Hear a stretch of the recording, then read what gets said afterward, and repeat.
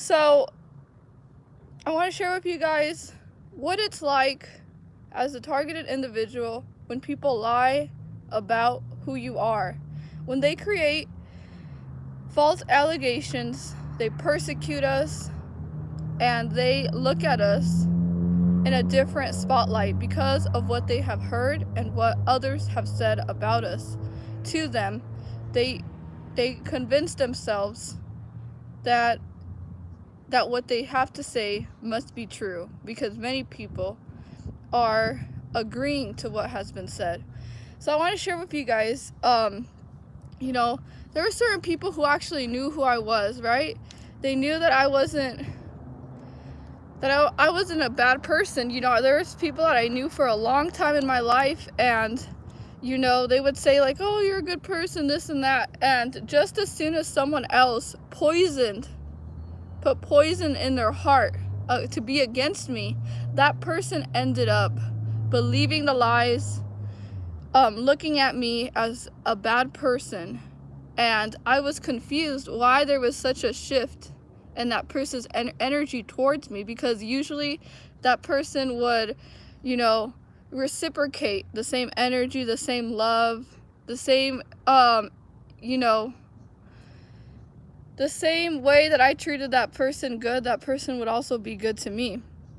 And I was like, what happened? Why are you not speaking to me? Why don't you talk to me anymore? What happened? This person told me, oh, it's because so-and-so said this about you, and they said that you were speaking bad about me and that you were blah, blah, you were laughing at me. And I was like, I would never do that to you. I would never do something like that to you. I love you as a friend, and I would never do that, any of that type of stuff that person said about me to you.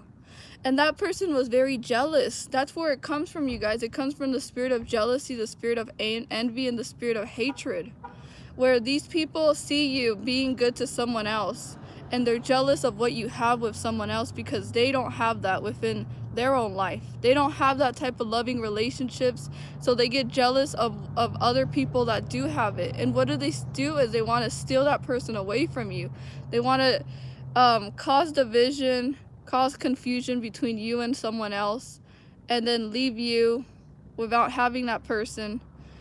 And it was just crazy, how things like this always happen. And I just tried convincing that person, like, I'm telling you the truth, I'm not lying to you. And that person was like, I don't believe you, don't speak to me ever again. And it was just disheartening, when people easily just believe a lie about you. And you've shown them who you actually are. Like, they've actually got to know you. They actually got to experience you in their life, a good loving person. And like, they could be good and loving too. Like, they can actually be a good person, but it's just, they get so easily manipulated to think badly about you.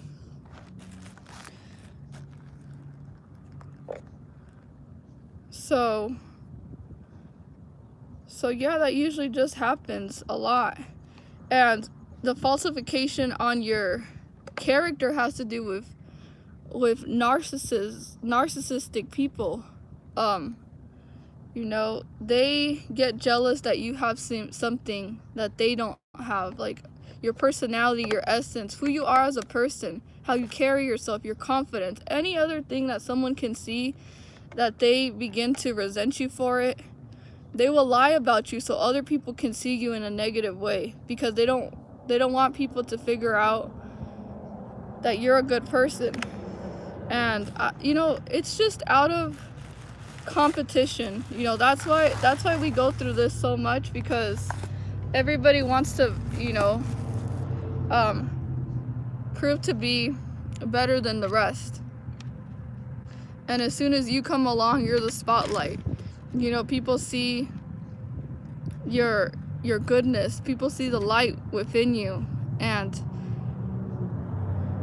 your care, your compassion for others.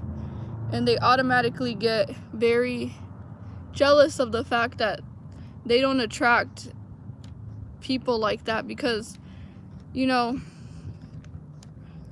too busy focusing on what other people have and they're not focusing on how they can heal and become a better person.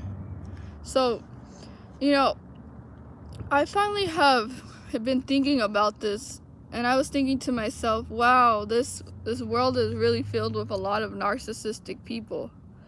You know, narcissistic people have very fragile egos.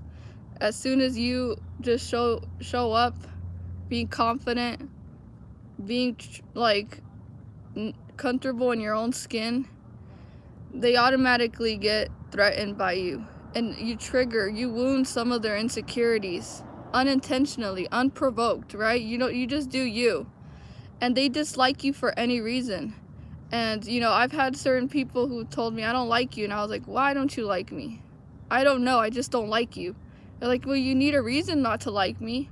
But it was like, because I brought up some past trigger, some trauma that they've gone through in their life, and something about me, maybe the way that I'm nice, because some people have been betrayed a lot as well, and when you're nice to them, they automatically think that you're being fake to them. They're like, why are you being so nice to me? Why are you being so good to me?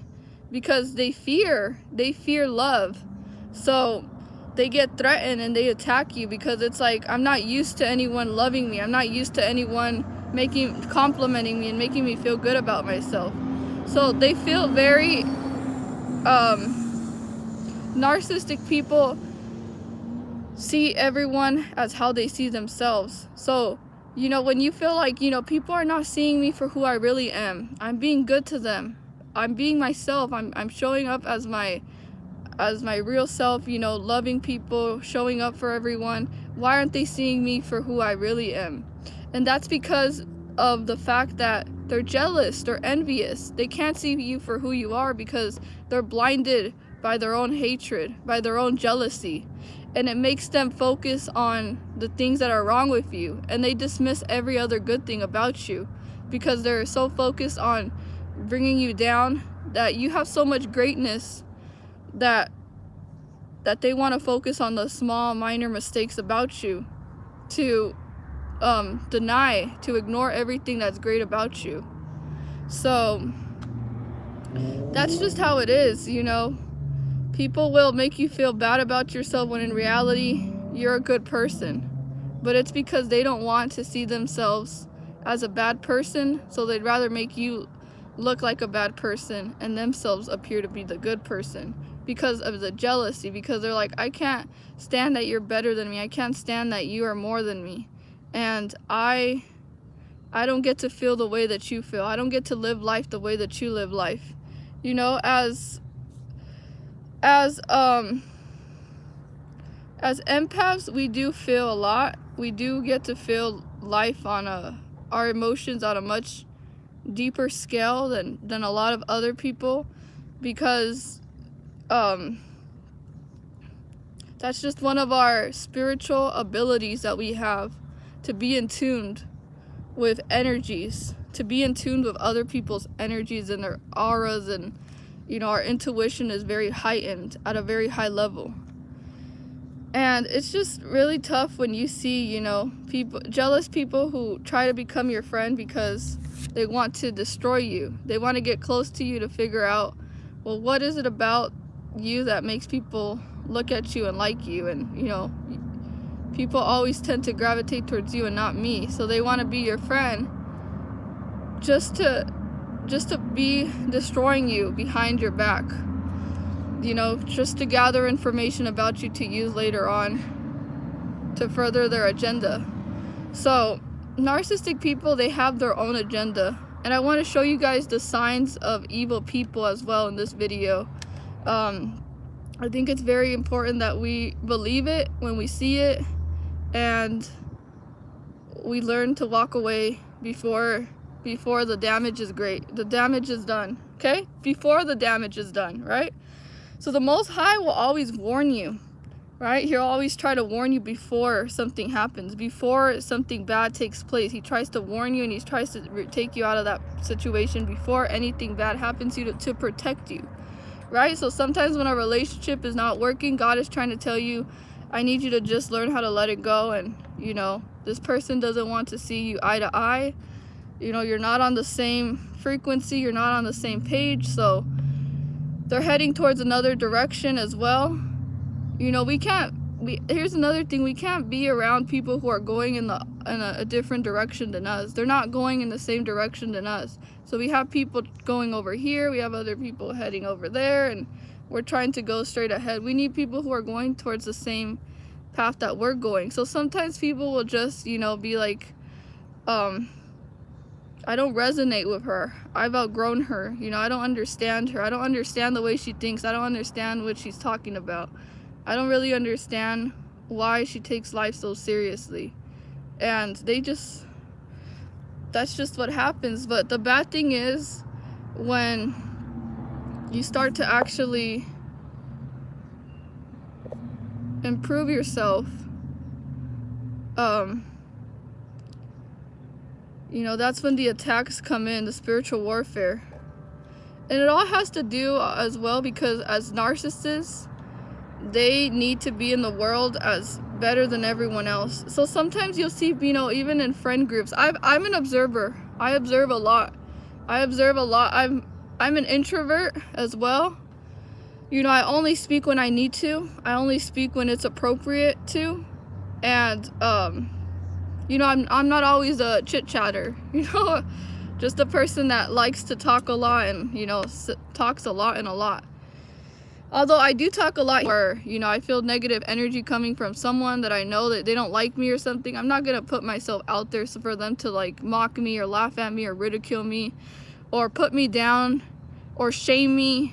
You know, I've gone through so much of this in my life where every time I spoke up, you know, someone always wanted to make me look bad for what I've said. Are you serious? Is the video cut out?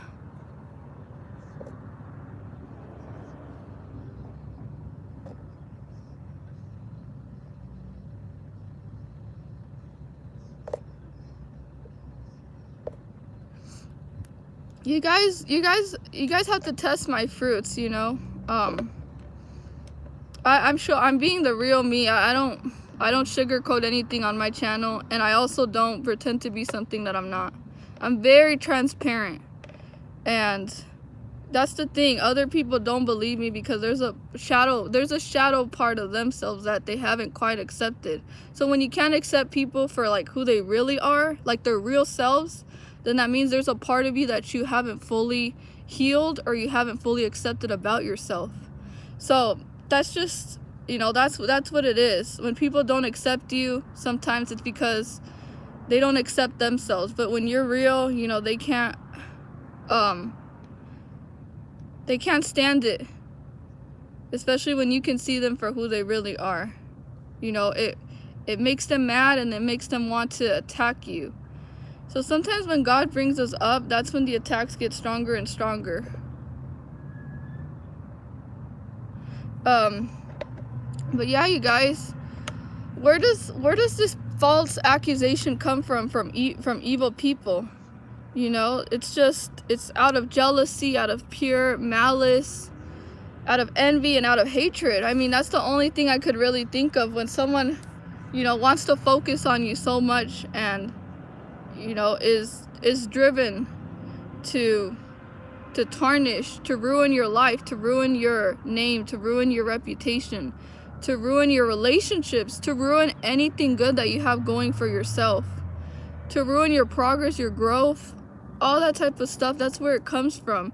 They recognize your potential. They recognize your ability to prosper. They know who you are before you even know it. They know your assignment here on earth, and that's why they have to work so hard to try to get in the way of you moving forward, continuing to go on with your path.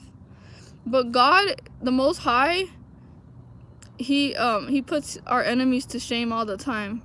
You know, I think about all the times where people put me in really bad situations in my life, and God got me out of those situations because he knows, like, that's not right. And like, he takes care of all the injustices that happen on earth. It's just so much evilness, you guys, in this world. And So there's some signs, there's some serious signs of an evil person. The first one is, you know, evil people are very charming. They're very over the top, very nice, very seducing. This is why we need to be careful when someone comes too strong onto us. I think that evil people really try to prove themselves to you. You know, the first time that they're talking to you, they're gonna try to say all the right things, and it's gonna sound too good to be true. It's going to sound like they're trying really hard to be on your good side, to win you over. And that's a sign of an evil person, you know, when I truly believe it is, you know, when they have that really sweet voice, when they try to insert themselves in your life.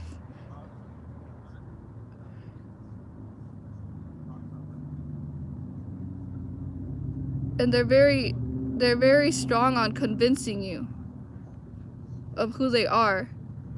So they'll tell you, oh, I'm a really good person, you could trust me, you know, I'm always here for you, if you ever need anything, feel free to call me. But you know, their actions always prove the opposite of their words. Yeah, they are extra nice, but we see it a mile away. Exactly. Yeah, because they see the reason why they're being so nice, so giving, so generous is because they're only invested with themselves. So yeah.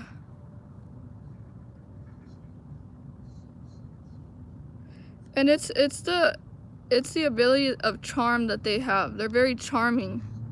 Like they're very let me look up well, charm is not the same thing as being nice. It's superficial niceness. It's like very superficial, and you're going to feel the energy that it's very like they don't really genuinely mean it.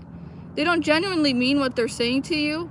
They're just superficially saying it because you know that they want something, which they won't tell you directly what they want from you, but they will tell you, you know, what you want to hear. So then in the are as a person, downplay the good things about you, and you know, for people to make themselves appear like they have your good qualities, because they're jealous of those good qualities that you have.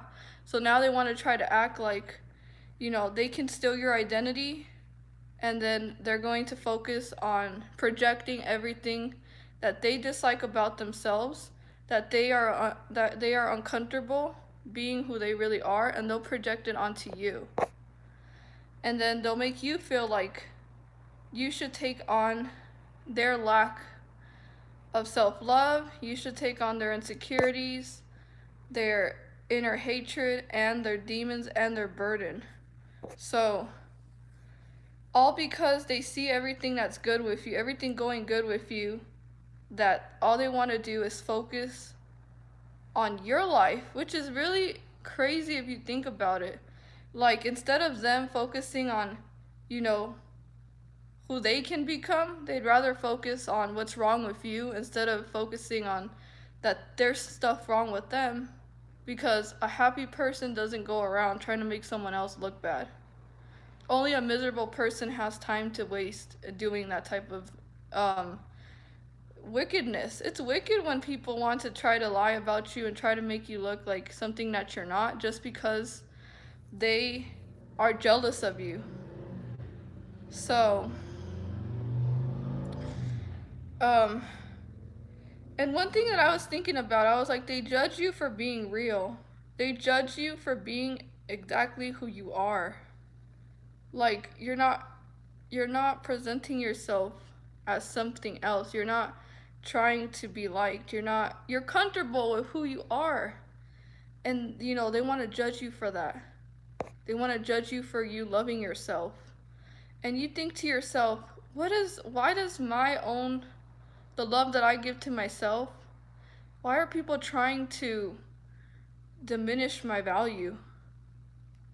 Why are they trying to make me play small when God brought me here to be exactly who I'm showing up as? And we really have to think about how evil people will judge you for being who you are, which is a good, loving person. Like, they're not judging you for being a bad person, because you're not. You're not a bad person. So it's like they're working so hard to make it appear like everything that you do is bad, even when your intentions are not bad, but they want to see you that way so it can validate that they're better than you, so they don't have to deal with their own jealousy, because they don't want to deal with what's wrong with them, is that they're insecure, and that's where the root problem is stemming from. Not from you being happy. It's stemming from their own inadequacies, because they feel that they have to be in that lack mindset, that there's only enough for me, and I want to take what she has all for me, and then, at the end, make that person look bad. That's narcissistic. That's very narcissistic. Those people who get close to you to steal from you, steal who you are, steal your style, steal your personality, and then, they want to try to destroy everything that you are so now they can become you. And it's all because they want to take your place. They want to take your position. But there's no easy way to become you, because you had to go through everything that you had. Everything that, happened to you, that you went through, the things that happened for you, it was only specifically for you so you can be who you are to in this day. And that's what is evil about them, that they have no problem destroying someone else who they deem as a threat, who is actually, you know, doing their purpose here on earth. Like whatever God has called you for. And that triggers them, it bothers them. The fact that, they don't have any sense of direction, and you know where you're going. You know who you are. And that's enough for them to want to attack you with no probable cause at all. You never did anything to them. You didn't go out of your way to even, you know, you didn't do anything bad to them. You absolutely did nothing wrong to these evil people. And they still feel that the way that they're treating you is justifiable because you're strong enough, because they see how abundant you are. So they're like, you can handle more. You already, because you're a strong, confident person. A confident person has power. And they want to try to take that power away so they can empower themselves. But that's not the way you empower yourself. And I hope any person that dislikes me watching my video, I just want to speak to you. You can't empower yourself by talking bad and by trying to make someone else look bad, because that says a lot more about you than it says about the person that you're speaking of. And when you have your mouth in someone's name who is actually better than you, it won't make you look any better. You won't raise yourself up trying to put someone down, because that type of character, people are seeing what type of character you have, which is very toxic and very abusive.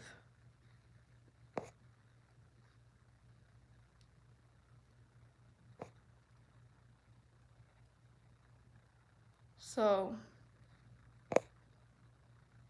that's an evil person, right?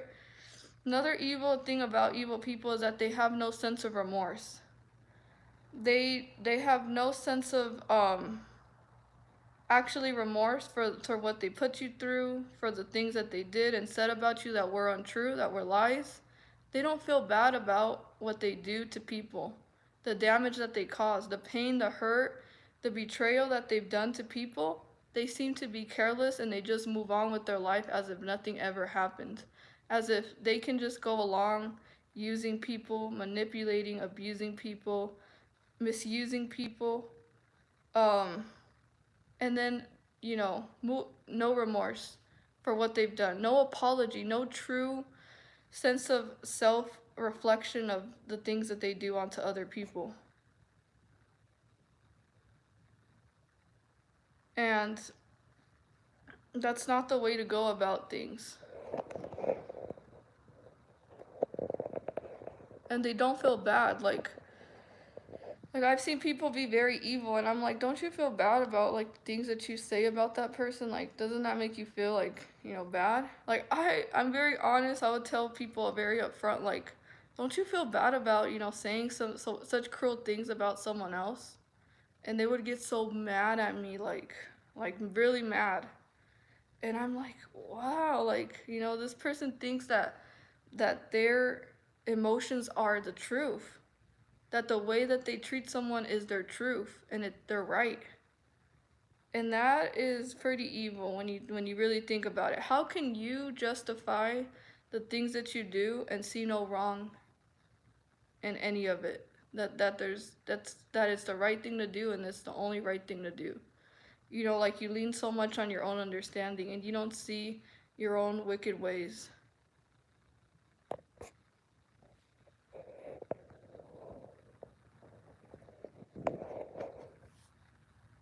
But yeah, you know,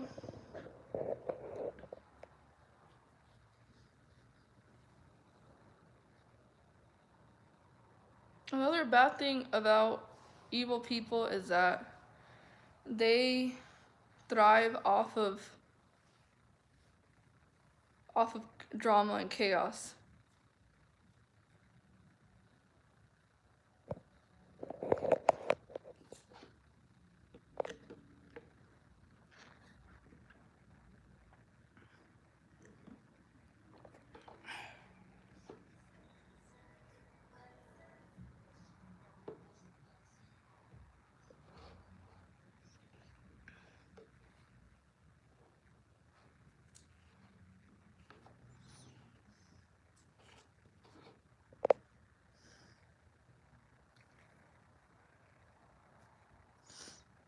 So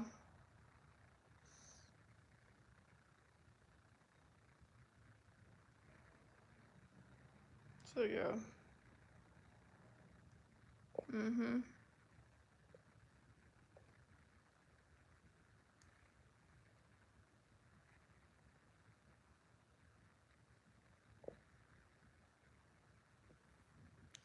I liked my video when I was outside better, you know. I'm more confident when I'm outside. I don't know, not more confident, but I just feel more, free to speak my mind when I'm outside because I don't have any distractions, any people listening in.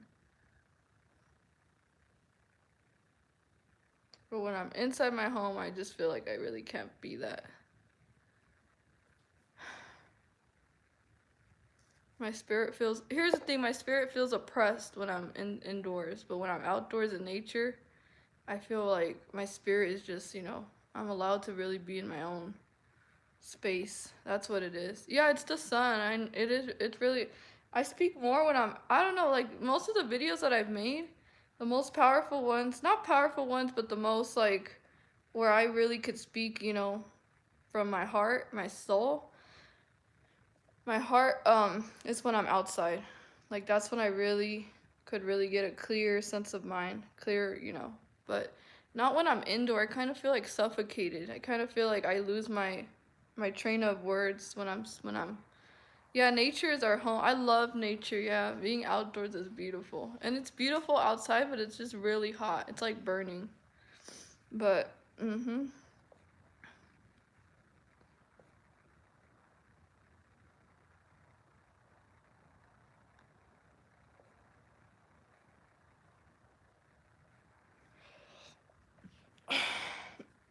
Ooh. Yeah, I'm excited. I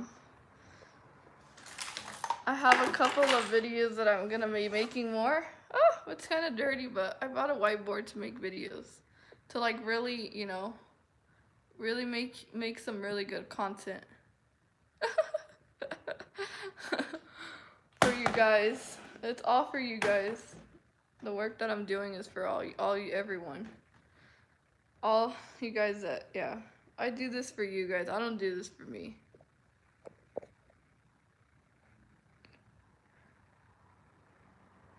Yeah, it's echoing of your voice inside. Uh-huh. Yeah. You know, it's because I'm a targeted individual. They're always putting little wires, you know, where my voice echoes. Look at how high the ceiling is. And I have a window right there. It's like this room is very strange. You know, that window, that's where the drones are always flying. Always at nighttime, that's when the drones, you know, show up. Um, but yeah, I have to clean my room too. It's a mess. I think that's why it's very unorganized in here. I don't feel it's not like a clear, you know, when your space is not as clean, you don't feel like your mind is clear either. It's like your mind has to have, if you're in a very, yeah, I think that's what it is too. I'm starting to like see. Yep. Yeah, grounding helps. Grounding really helps, but there's a lot of red ants. There's so much red ants, and I was stepping in the grass, and I was being bit by so many ants. I was like, ow, ow, ow. It was just like a bunch of ants just picking at me. I can't. It hurts too much. But you know, and the grass is kind of dried up too. It's really dry.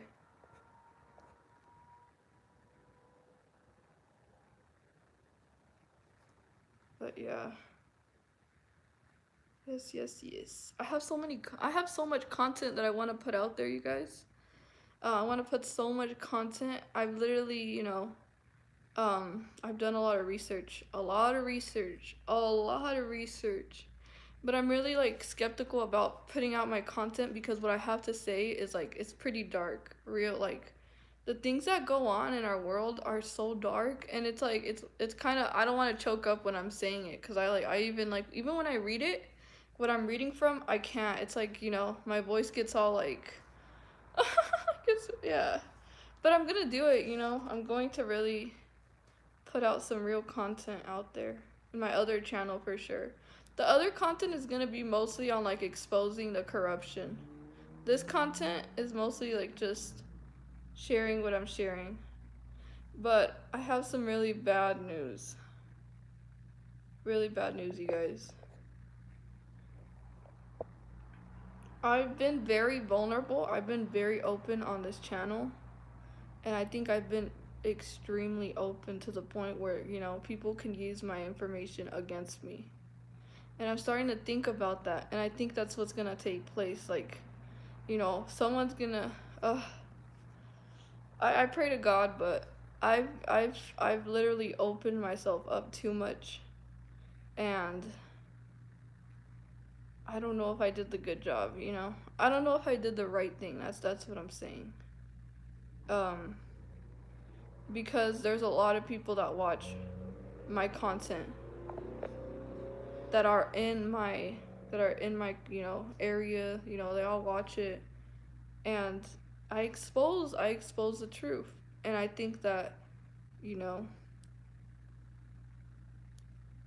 they're kind of scared of like of anything else that I could, you know, say about them that they've done. And I think they're gonna twist my words and try to make me look bad. So yeah.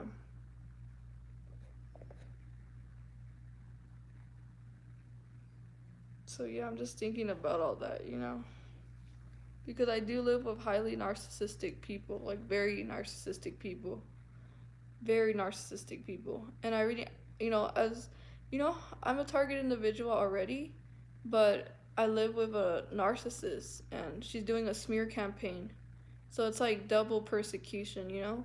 Like it's she's lying, saying a lot more lies about me to add more to the fire. Like just to continue to add more into my wound. Like here you go, I'm going to say more lies about you.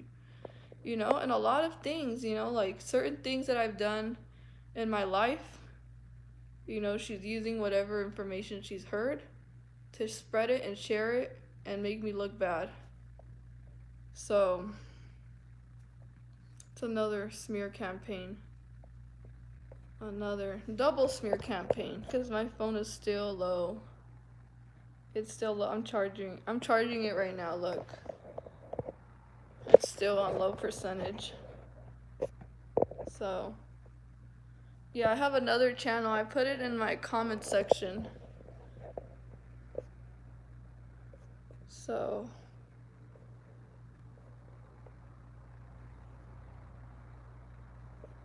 yeah, I'm in kind of like a dorm type of apartment.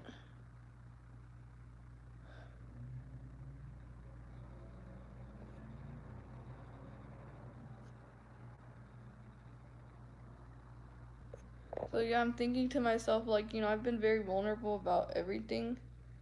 Literally, I've been so I'm an open book. I'm a very open person, extremely open person. I'm also very trusting.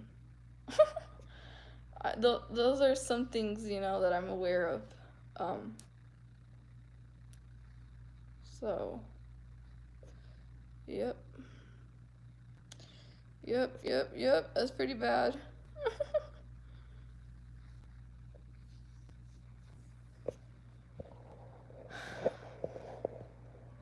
It's so hot outside that my face literally gets red. It's like a tomato. Burn. I used to have a website. Oh, it's good. Yeah. I want to go outside. I'm gonna go outside again. Just wait until my phone charges a little bit longer and then I'll go back out to continue to film more videos.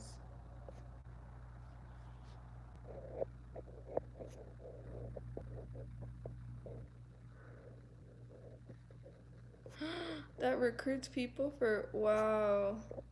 Yeah, I've seen a couple of perp channels that roast me really bad. It's okay. I don't really care what people have. I don't care what they want to use against me.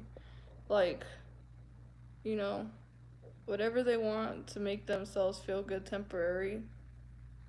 That's not my problem. They could think what they want about me, you know? Like, they could say that my teeth are fake, all that type of stuff. You know, I know the truth, so it doesn't really matter. And I'm not gonna argue. I'm never gonna argue over stupidity. Never. I mean, I am very debate. I do kind of get triggered by people's comments and nonsense. I do get mad. It does get to me, but I'm working on it. I'm not gonna be so reactive. But like things like that, nah, I let it go. I just let it go. You know, I've literally had to work on my, you know, getting my teeth straight, so it doesn't really matter. And I like my teeth because what do you call it? Yeah, I like my teeth. I had very bad teeth before. Oh yeah, horrible teeth. So I'm good right now.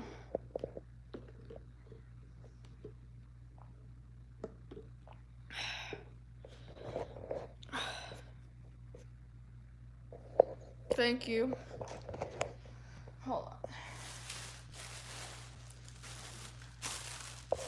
Hold on, you guys. I gotta get.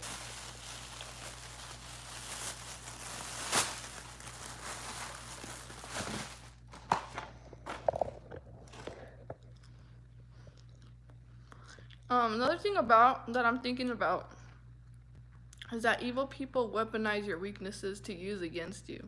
That's very evil. You know? Um, I think that's one thing that I find very bad in people, you know, when people want to use your weaknesses against you.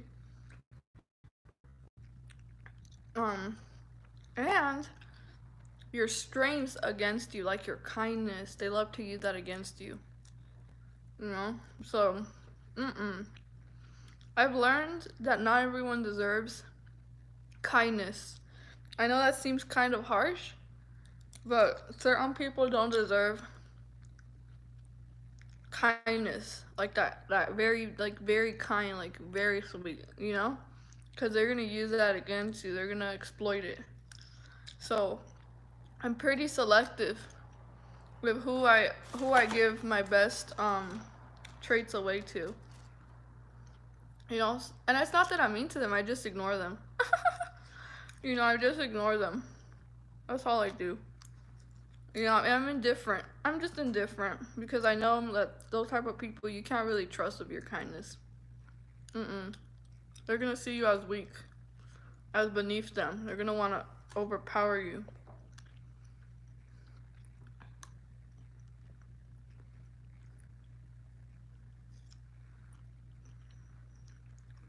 But you know, I'll make another video on my take on how people treated me in the past. I want to make a video on that.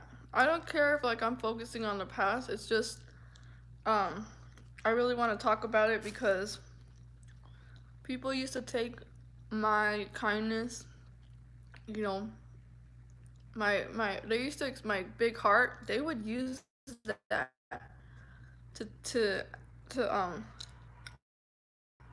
to abuse me. I want to talk about that. They thought that I was weak. So many people thought that my kindness was a weakness. A lot. You know, they really thought I was a weak person because I was so kind to them. You know, and they would abuse my kindness. Abuse it, you guys. Abuse my kindness. So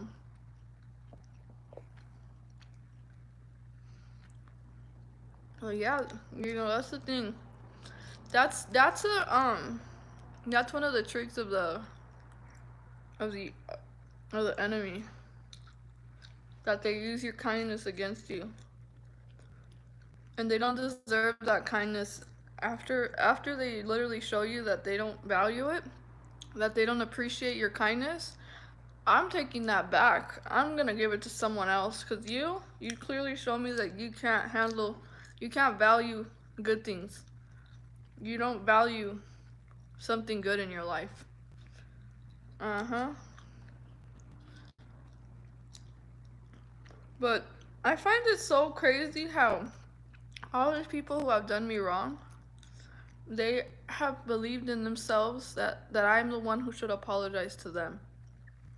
That I owe them an apology. Ooh, these narcissistic people, you guys.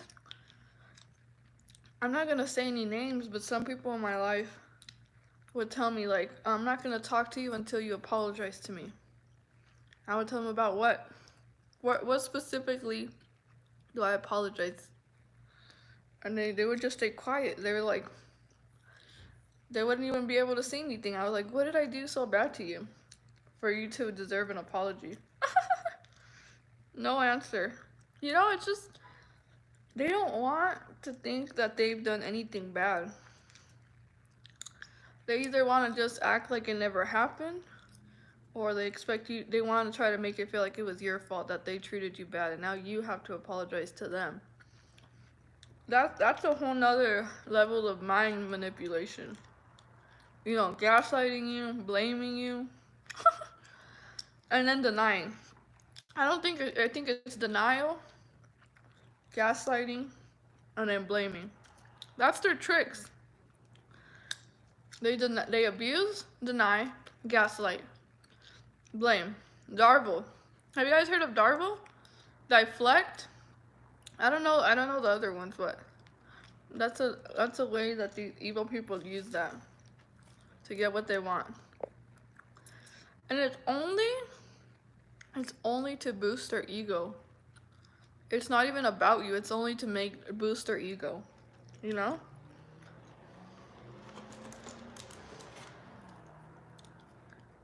Stay away from a channel named Montagram. He does remote viewing and gets people targeted. If you disagree with him or he doesn't like you. What's remote viewing? I haven't heard of that term. Is it remote? No, remote viewing.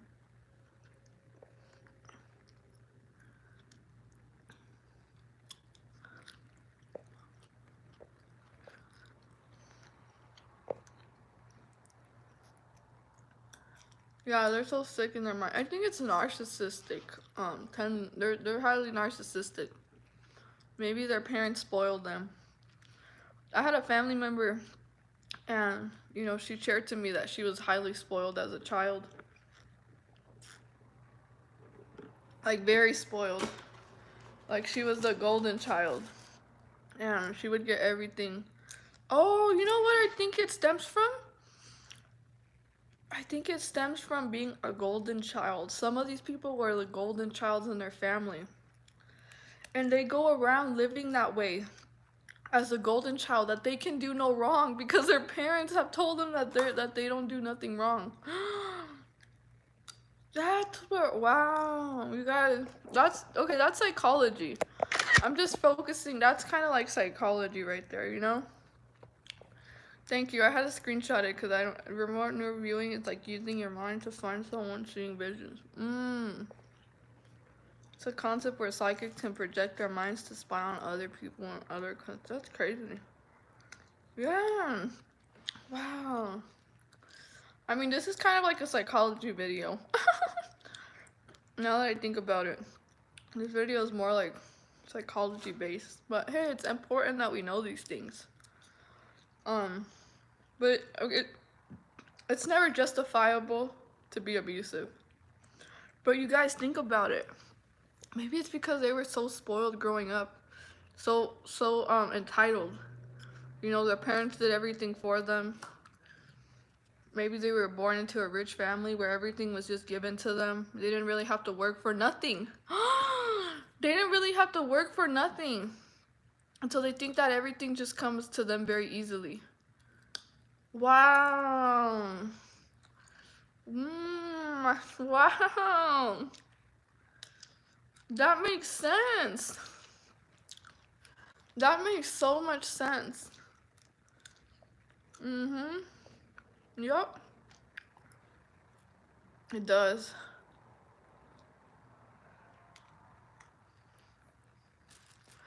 And usually the people that are entitled, they hang out with other entitled people too. You know?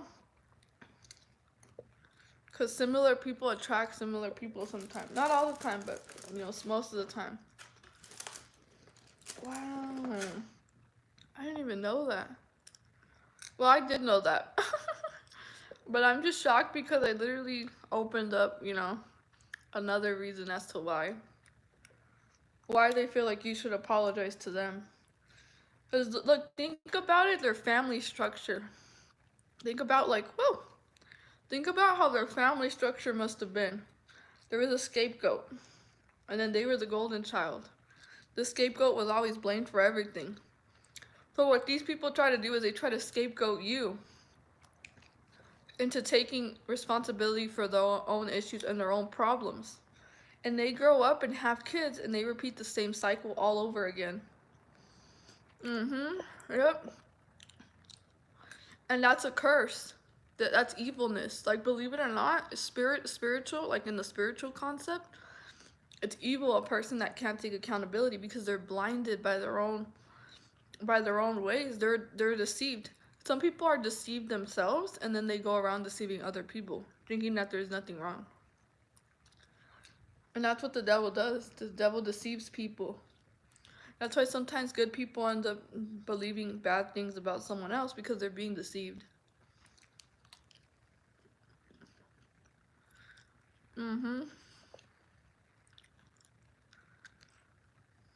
Wow.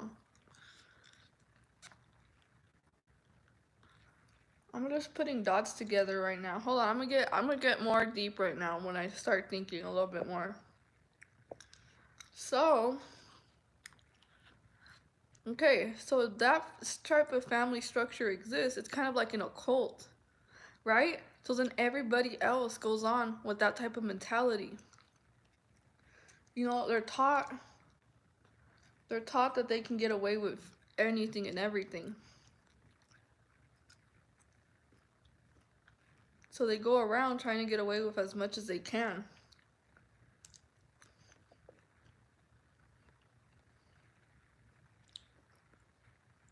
No, nothing's your fault. That's what they want to make you believe in. The devil's a liar. You actually might have, you actually are, you might be a wonderful, beautiful person. But they're always going to try to downplay you because you're above them. That's why they wanted to put you below them, because you're a threat to them. And because you saw the truth of what was going on. and you didn't go along with with their evilness agenda. That's all it is.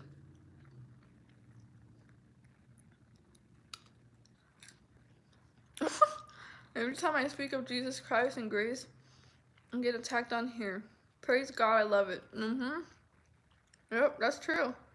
We do get attacked. I get attacked too sometimes on here when I speak. It's okay though. I'm gonna keep doing what I have to do. Those are really good.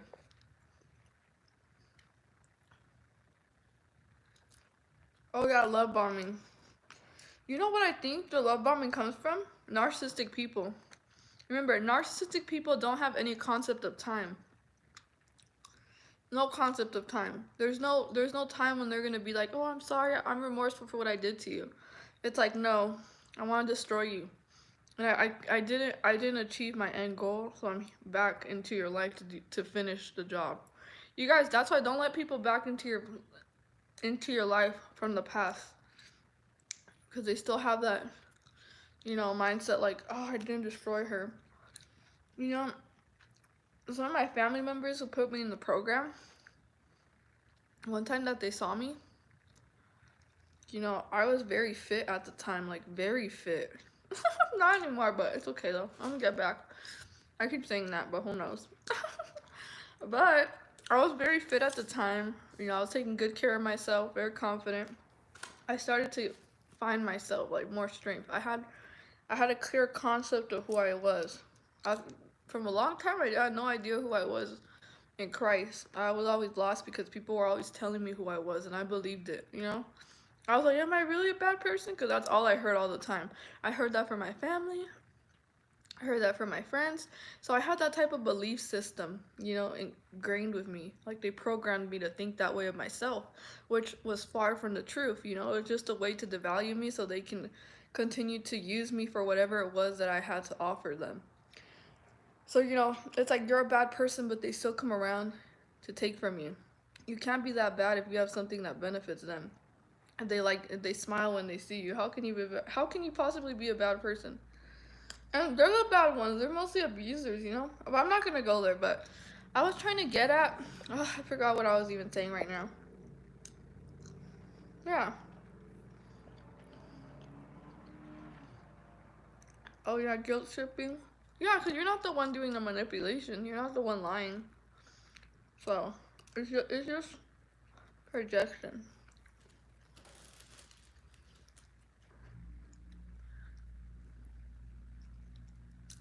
They used to hit us once we wake up and start telling me to change it. They actually, ever since I was born, they've always had an eye on me.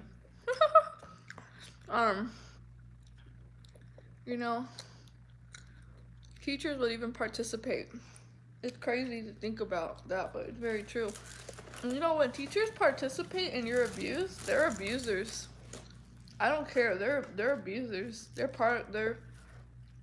They're literally, they're part of the problem. And you know what? They would downplay the abuse that they did to me. They're like, it's not that bad. They would take it very far. And they would be like, you're weak. You can't handle it. It was just a joke. Ooh, they would say that so many times. They would be like, it was just a joke. You can't take a joke. You're so sensitive. And I was like, nope, that wasn't a joke. That was literally, what was it? It was I forgot, it wasn't a joke, but it was a way to, I'm losing what I'm trying to say. But no, you know the difference between a joke and what's the word?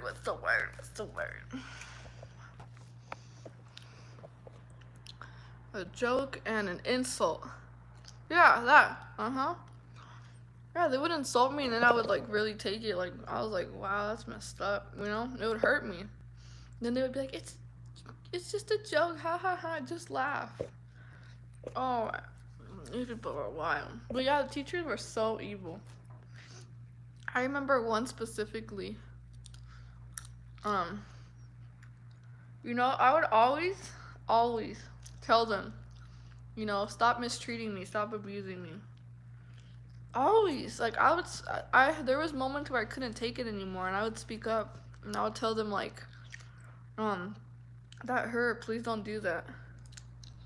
And these people would literally apologize, but it would be like a fake, insincere apologize, just so they wouldn't look bad, because they didn't want to look bad. And they were like, I'm sorry, I'm sorry, I'm sorry, I'm sorry. Can you forgive me? I was like, yeah, I could forgive you. And then the next day, they would literally do something again to hurt me. They weren't sorry. You know, they were just feeding their ego. That's what I think about. It was mostly all just an ego boost for them. And that's why I'm saying this goes to all the chosen ones. Don't give your power away. Don't give your power away to no one. Like, these people, that's what they want. They want your power. That's why they try to put you down, so they can try to take your power and lift themselves up above you. But that's because you gave your power away to them.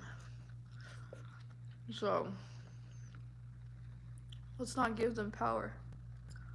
Let's not give them the power to even hurt us or to even see us affected by what they do.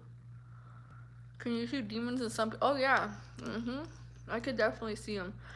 I could also see it in certain false prophets who speak up, you know, speak godly, speak and have a form of godliness, but they're really not. I don't know, but yeah. No, I could see it. There's certain YouTubers and their eyes are very like hollow, like there's an empty home, like there's no one there. And these evil people who would abuse me, these narcissistic people, they would smile at me, but their eyes were so dark and evil. Oh, it's disgusting. I remember when these fake people, these narcissistic people, they would smile at me. It would just make me feel very cringy. It would make me feel very unsettled. Like I wanted to escape. I was like get away from me, you know? But I didn't want to tell them that. But oh, it's gross. Like they're smiling at you, but it's like the devil. You're like, ugh. Like the devil smiles in your face. Oh my, how could you? And then, like, okay, the way they feel doesn't match up to their facial expressions. Like they really feel a lot of jealousy and hatred towards you, and they're smiling and they're trying to hide the hatred that they feel.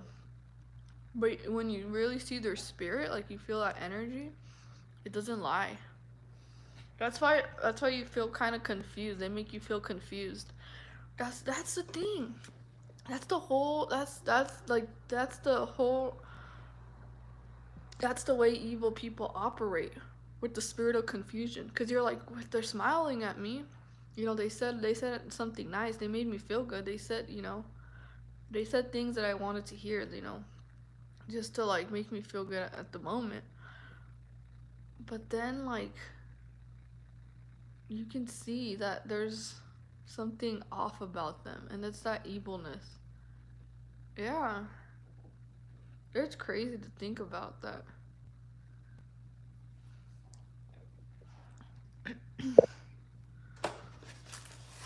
But yeah, I had people hate me just for being me. How could you hate me just for being myself? Like, that's crazy. Like, just be you. Just do you. But don't hate me because I'm living my life. Like, that's crazy. But that's how it is.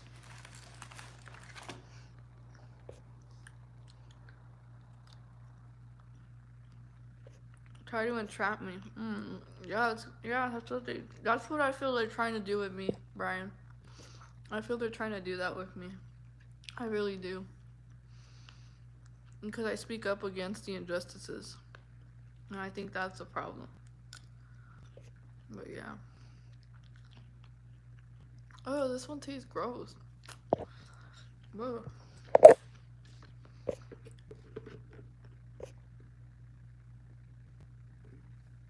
The shark smile. Yep, the cat. Yep. And the thing is, you're not trying to prove to people, but you know, you want people to see this person for who they really are. And people are like, oh, well, you know, they're being nice to you. Like, I didn't see anything wrong with them. That's the dangerous thing of evil people, you guys. is that they have that form of acting like, you know, they mean you nothing but good, and the whole intention they mean you bad. They have bad intentions towards you, but it doesn't appear that way towards other people because they're smiling at you and they're saying things that in between the line. Like, you have to read in between the line when you're with them. Like, some of them will even laugh at you. Like let's say you're wearing something and they don't like it.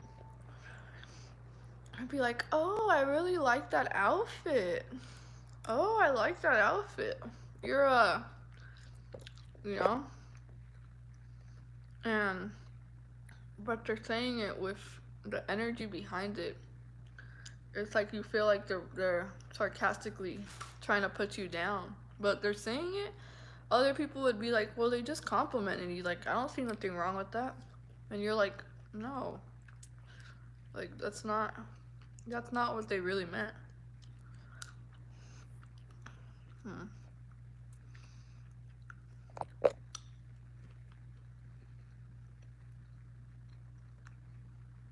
Oh yeah, they tell you, they tell you jokingly as well. Oh, I'm so jealous of you, ha ha ha. I just feel like, oh yeah. But there's a form of jealousy that's not that bad, but there's also a form of jealousy where it's evil when it turns into like rivalry. That's when it's bad. But if it's just like a playful type of jealousy, like, oh, look at you, you're lucky, like that's not bad. That's just like joking around. You have to,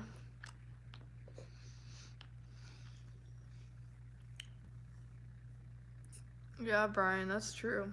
Um, it's because they have an occultic mindset. Think like a cult. I think that's what we have to get at. That they've been either brainwashed and they're part of an occult. So they have that already programmed in them to think that way, to work, to function that way. Because they're still part of the matrix. They're still part of the third dimension.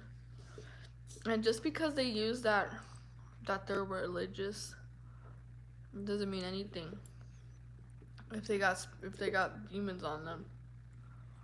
I don't know, some people say like, oh, religious people, they can't be possessed, but it's like, yeah, they can. If they open up portals, anyone really can. It's a cultic. I wanted to make a video about, the cult and stuff like that. Excuse me. And how God doesn't want us to be part of any occult, because that's technically worshiping another god, idealizing someone else. And that's what they technically do. They put their government before God. They seek first the government, and then, yeah. So that's why they put their trust in man.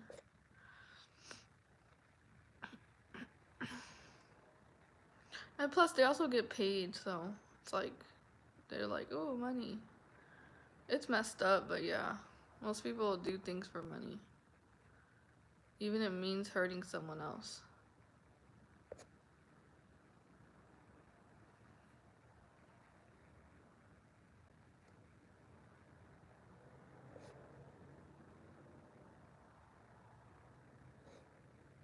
Yes, that's true. Jealousy can be a motivator and a way to strive. Envy is where you don't want the other person to have nothing. They want it all. Uh-huh. Oh yeah. Yeah, I've had people wanting to take every single thing about me. Everything. Even when I had nothing, like literally. There was a moment in my life where I was literally like I had not no wait, that's not true. I still had God. No, that's not true. But talking about like they wanted to take everything, like all my energy, all my life force out of me, and I was like, even when I look like a skeleton, you guys, even when I look like a skeleton, like, they literally drained the whole life out of me. Like, I was like, just a zombie just walking around, like, like just tired, exhausted of giving. I was just like, so I don't have anything else to give. I hit that point, rock bottom. Oh, I hit that point. I hit rock bottom in my life. and I didn't have anything else to offer. I was just like, they really took absolutely everything that I had to offer, like everything. And then like even when I had absolutely nothing, they still came around. And I had like no energy. I was just very tired. They still came around to put me down. These people were so narcissistic. I think the high school that I went to was like full of narcissistic people, but real narcissistic people. Like they had no soul. I was around some soulless people. And that's why I keep talking about that experience, because that experience was so detrimental. It was traumatizing to the core. I don't think, I mean, I will eventually move on. I actually did move on, but it's like that's that story of my life. That was some like heavy type of stuff. I'm not tired. I just look like that cuz I literally haven't slept. But um but yeah, I really think that our world is surrounded by a lot of narcissistic people. Like even when people do nice things for others, I mean they're doing it because they want to boost their ego. You know, they want people to think highly of them. It's like everyone's doing things for all the wrong reasons, and it's not coming from a good place in their hearts. Like I had one person who would do something nice and then they would come to me and be like, "Guess what I did?" I was like, "What?" Like, "I helped someone today. Isn't that good?" I was like, "Yep, I'm such a good person, right?" And I'm like, "Yep." You know, like they would do the smallest things just to prove to me that they were somehow a good person. Even when they treated me bad, I was like, I guess, you know, if that's what you want to think, then go ahead. I would go along with people's narratives a lot of the time.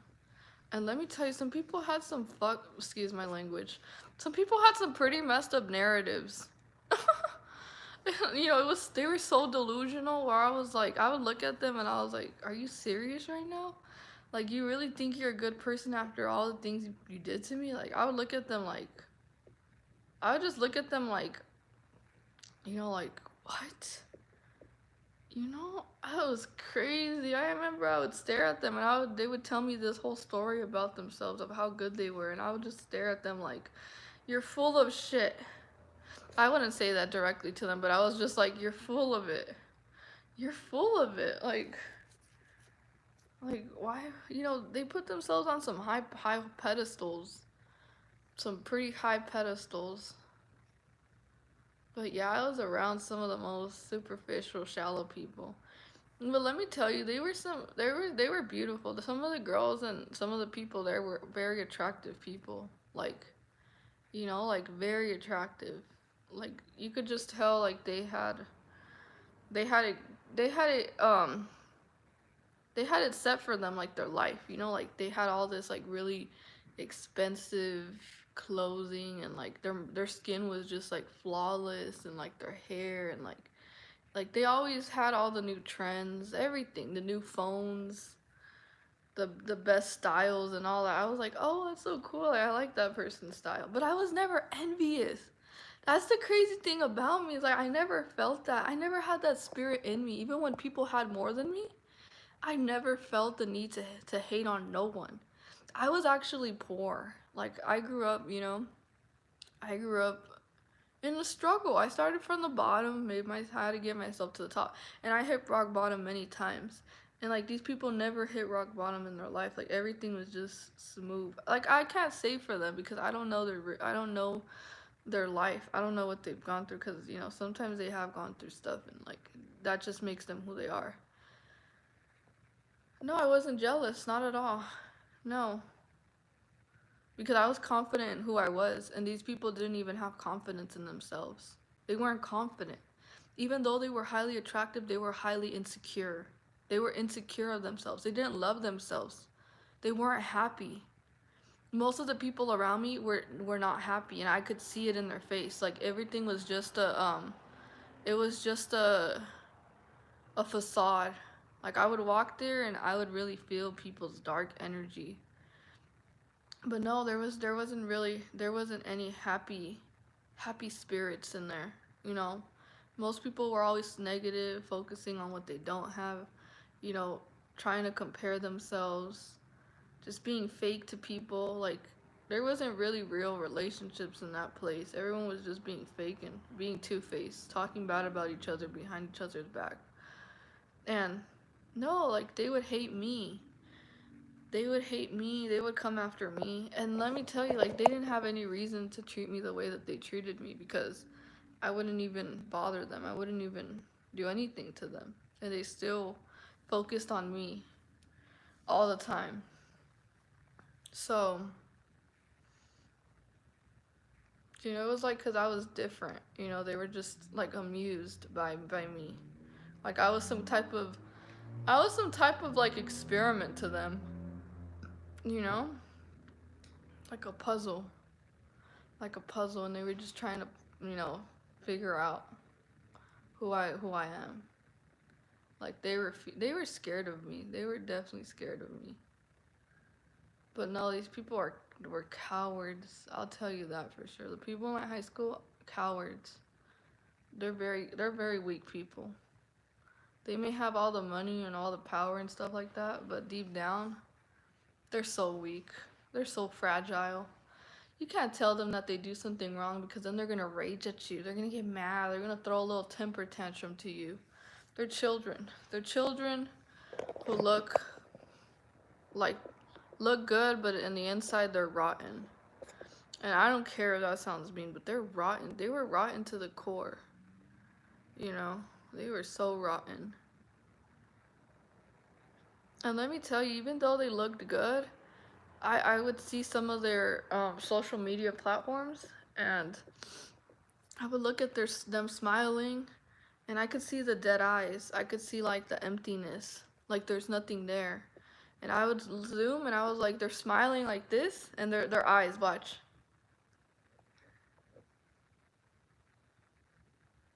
Like that. I was like, so it was crazy. It was just like empty eyes, like.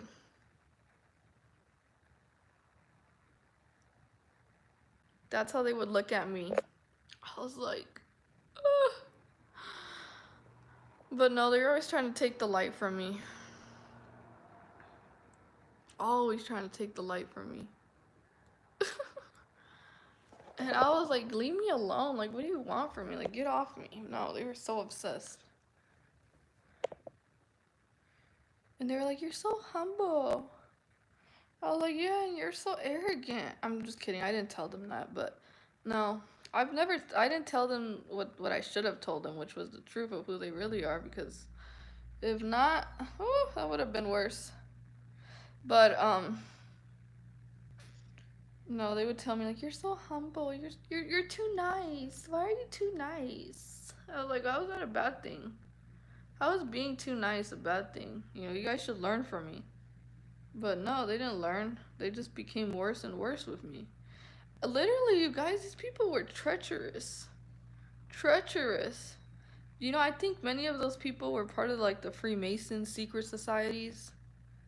Like, they were definitely part of like the secret societies, because these people, you know, it was in the suburbs, a white community. A lot of these people were part of that type of occult mentality. They all had that. I knew it. I knew that these people were very into the matrix, everything, like the worldly things, money, status, you know, getting girls, all that. So I wasn't. I was just like, can we talk about, you know, life, spirituality? Can we talk about beautiful things instead of like, you know, focusing on all this dumb stuff? No, nobody wanted to talk about what I wanted to talk about. People thought I was weird. They're like, you're weird. I was like, yeah, I am. Yeah, you don't understand me, but I am. But yeah, these people were they thought that good was evil. Like, they literally.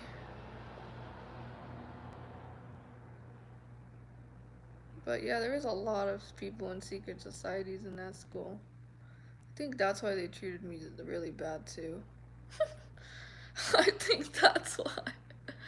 Because I wasn't part of their cult, you know? So they were probably like, she's not a part of this cult, so screw her, you know? F her. She doesn't think like us. She doesn't act like us. She doesn't do what we do. You know, who does she think she is? She's just doing her own thing over there. Yup, that was me. That was me. I was literally outside of the box of everyone. And I would look at them like they were weird because I really thought they were weird too. Like just as much as they thought I was weird, I thought they were strange as well. I was like, why do they act so fake? Like, you know, that's weird to me. I'm like, why? But yeah. But no, I never criticized them. They love to judge me. But there were so many things that were wrong with them. So many. I could have made a big old list entitled superficial, arrogant, selfish, mean, nasty, and disgusting, vile, heartless, soulless, empty, demonic, evil, fake, dramatic, attention seekers, all that. I don't know. There's so many things like, but no, they're not. They're gonna focus on me. They want to make me look bad, and then make themselves look like they're angels. Oh yeah, all these people in my school. Don't forget, they were all perfect. Oh, no one can do no wrong. They're all angels except me. Crazy.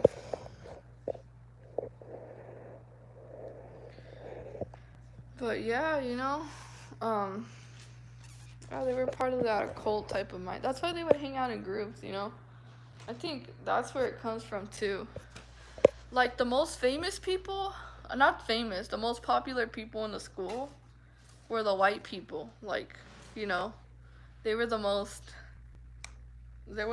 popular ones in the school. And I think the principal was also kind of racist. If I'm not, yep, the principal was really racist too. And you know, then they had other groups, like just different groups. I didn't have a group. I didn't have a group. I was just a loner. I was a loner. I was the girl that would just literally just be in my own little world. And I was really in my own world because I literally saw the world differently than how they see it. I was very awakened during that time. Very awakened. I wish I could go back because I was so awakened. Like, I feel like I'm a little bit asleep during these times because there's so much going on. There was like so much going on that sometimes I just literally like want to go hide. So, but yeah, you know, um, oh, let me not tell you guys. There was a suicide that happened, and I think this guy was probably a targeted individual too. Who knows, you know? Cause like these evil people.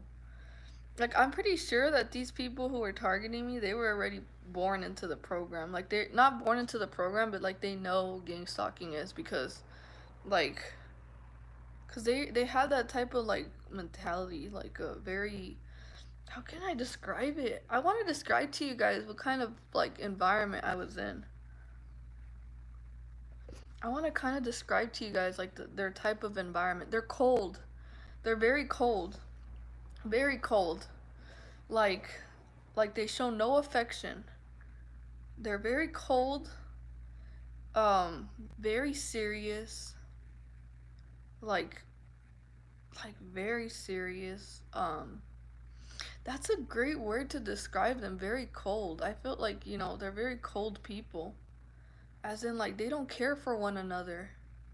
There's no love for one another. It's like they're just cold and callous. Ooh, that's perfect way to describe them. I'm not hating, but I'm just speaking facts. This is not hate. This is just the truth. You know, anyone who gets offended by what I'm saying, but that's the truth of how they really were.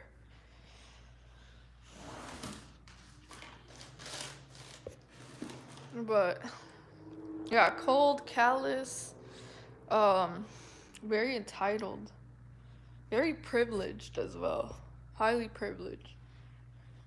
Mm. And very fragile. Like, these people were very fragile. You just you just can't really tell them anything bad about themselves because they automatically dislike you. Like, that's how fragile they were. And envious, like jealous of other people.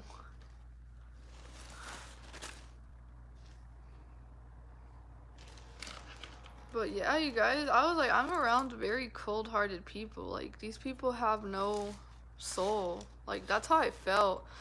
I was like, can anyone just be a sweet person? Like, these people are heartless. But yeah, it's crazy. It's crazy when you go into a place and you can already feel the energy and it's just very cold and dark. And that's how it felt.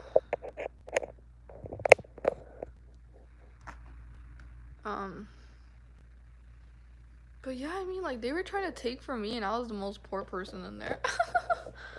So I was like, how are you guys trying to take from me when you guys literally can go to the store and buy whatever you want? Like, get out of here.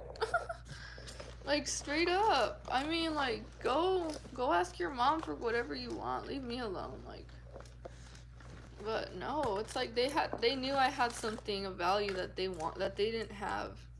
Like love, affection. But they didn't care about it. Oh no, they only wanted to use my love for their ego. Not love, like for their ego, to make themselves look good, to make themselves feel good. Because I made them feel good. Like, that's crazy. That's just crazy to me. But it's not because they care. It's just like, I'm only here for myself. What can you do for me? How can you make me feel with your good energy? But they would energy harvest my energy a lot of the time as well too. Like, they would only come around to take energy and then they would leave. Yeah, they steal but don't buy. See, I do talk Spanish, but not right now. But yeah, these people were soulless. I was like, I didn't want to go to school. I didn't know people could be so evil. Like, I really didn't know that type of evilness existed in the world. I was just so, it like literally broke my heart so much, to see how people can really be that way, like not have a care about anything in the world, not even themselves. Like, they didn't even care about themselves, and I knew it. So it was sad. And I tried to help them see themselves in a better way. Like, I would tell them, oh, I see potential in you. Like, you have a really good sense of humor. You have this and you have that. And it's like, you really think so? Like, they didn't even believe the good things about themselves. Even when I would literally tell them, like, I could see you being a better person. No. They didn't want to believe it. But I got so tired of convincing people. I was like, this is not even my job. But no, I had to babysit a lot of people in that school. So many. Poor me. I feel bad for the stuff I tolerated too. I tolerated so much. I don't know how I was willing to put up with so much. But I've changed, I don't put up with the same thing that I used to. I didn't know any better before that, so I was living in survival mode. And these people weren't living in survival mode. They were just like, they were just not enjoying life, but just, well, yeah, pretty much. I don't know how to describe it, but, I was just trying to survive. But these people were predators. I was surrounded by so many predators.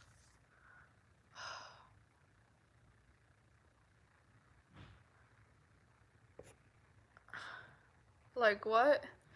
Well, if I were to say, wait, I don't even know what I was saying. Hold on.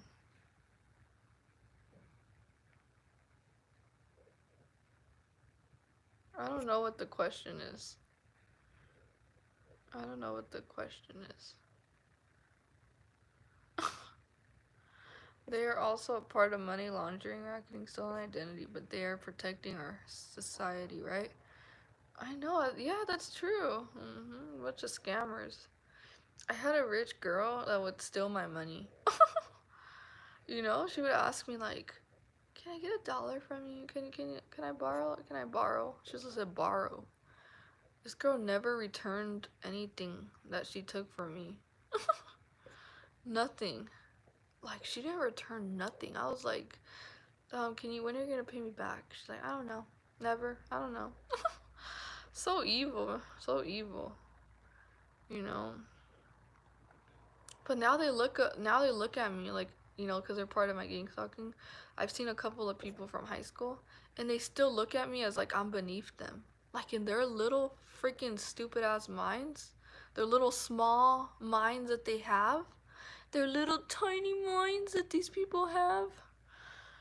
They think they're better than me. And I don't care. I'm mocking them because they mocked me so much. They mocked me so much, but their little minds are like this. And I'm over here thinking like a mature person, open-minded. These people are like, no, I'm not tolerating that ever again. I'm not tolerating that ever again. You know? That's crazy.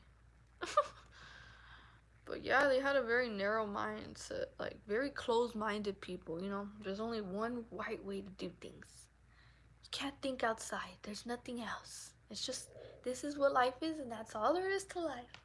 And anything else, oh, you're me, no. It's crazy, you guys. It's crazy, but yeah, now that I see them, I'm like, oh, like, look at you. Look at you, you little, tiny little person. But yeah, they still want to believe that everyone wanted to believe that they were better than me. And they still think that way till this day. Like, they see me and they still think like that. They still think, oh, Adriana, oh, look at her. We're so better than her. We're so heartless and so better than her because we don't have a soul.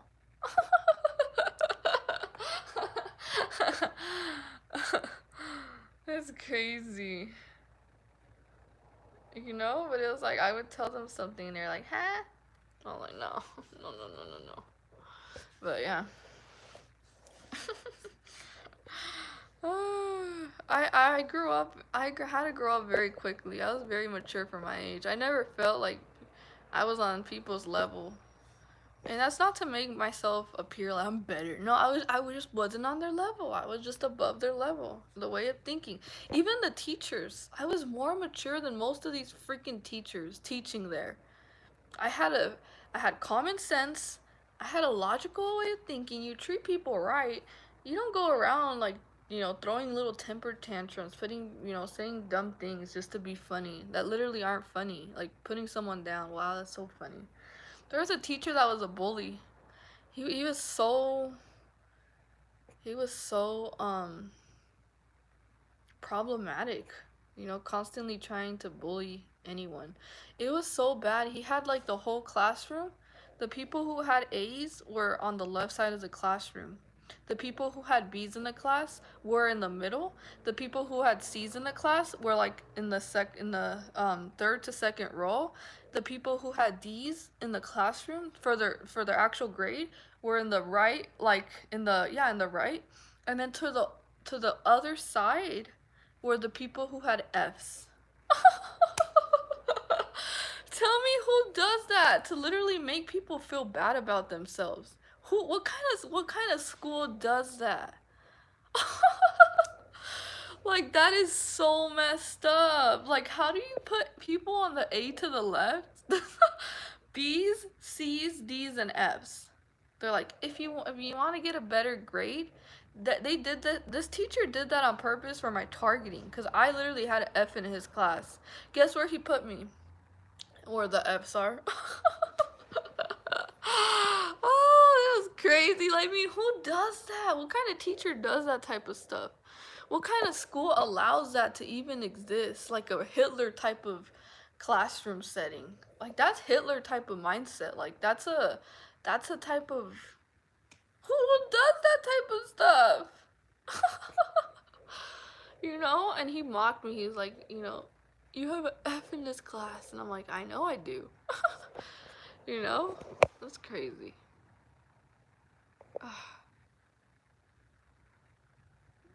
Yes, indoctrination is actually dumbing down and they think they're so smart. Yeah, they thought they were smarter than me. And I would just look at them and I was like, really? Okay. And they had money, but these people were so ignorant. That's the word, ignorant. So ignorant. It's like they only lived their life and you know, they don't think outside of the box. They don't know what real struggle is. Like I would tell people like, you know, people in LA have a rough childhood and they were like, "No, it's not that bad." I'm like, "It hasn't happened to you. You know, you haven't gone through that type of stuff. How would you know?" But they downplay people's struggle. They're like, because they didn't have to go through it, so they're just like, "Oh, it's nothing." Mm.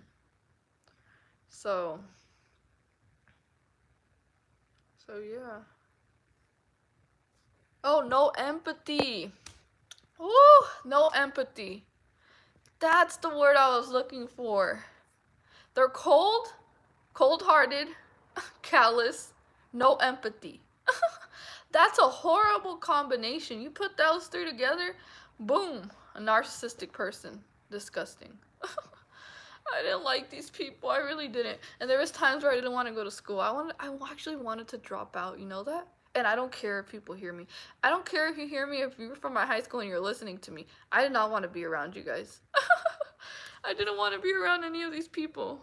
I really didn't. I would dread. It was like I would dread waking up.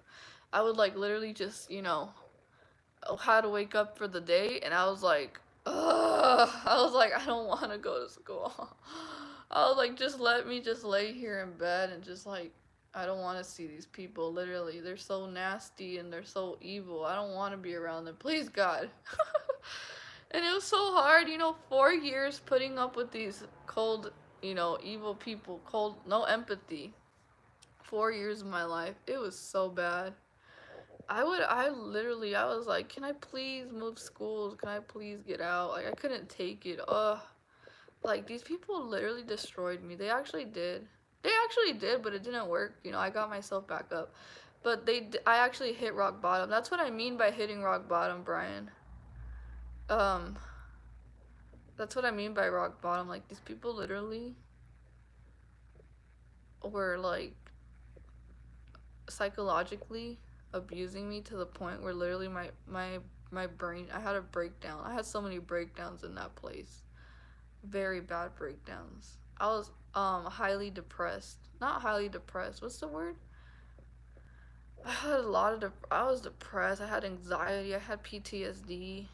Like, dang, these people. Wow. Like, if I can tell you, if it was like a war type of place going there. I don't want to describe what rock bottom is. Everyone has a different type of rock bottom, you know. For me, I have my own. I'm not sharing my rock bottom experiences. No, because I don't want people to downplay it or deny it or be like that's not rock bottom. Like, no, I don't want. There's no comparison with someone else's story because everyone has gone through it and their own journey and they know what it was like for them. If that makes sense. I don't like comparing, downplaying anyone else's journey because like I don't know what it's like to be you. You don't know what it's like to be me. And that's why I'm pretty like I don't like to like, you know, do that when people ask like that. So, I'm gonna keep it right there. But, yeah. I actually did drop out and got my GED. The high school environment was rough for me. Yeah. High school environment is very rough. People can be very cruel. Very cruel. And it's like they learn it from their parents or someone else who treated them like that. Because, I mean, where else did they get it from? Where else did they learn to be that way? From their parents. They groom their child to be Masons. No, can't have authentic, real talk conversation. That is why it's better to be solid and isolate sometimes. Exactly. Uh-huh.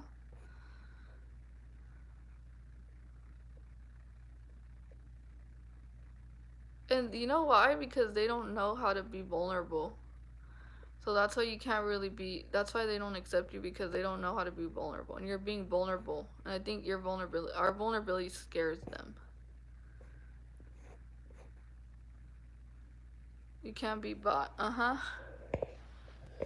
They think we want to be like them. Oh no, I don't. We do not. No. No, in reality, they want to be like us. But they won't say that, but they really wish they could be themselves, and they really wish they didn't have to follow and be, you know, enslaved to people's opinions and the approval of being accepted.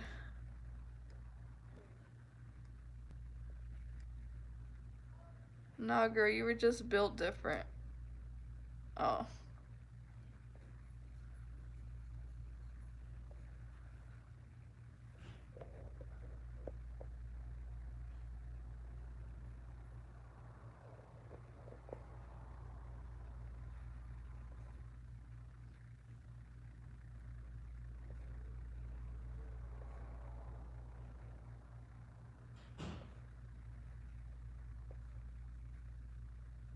They don't know much beyond their own self. Uh-huh, they don't even know themselves. They don't know beyond their own nose. Like, that's it, their nose. They see beyond that nose, and it's like, I'm done.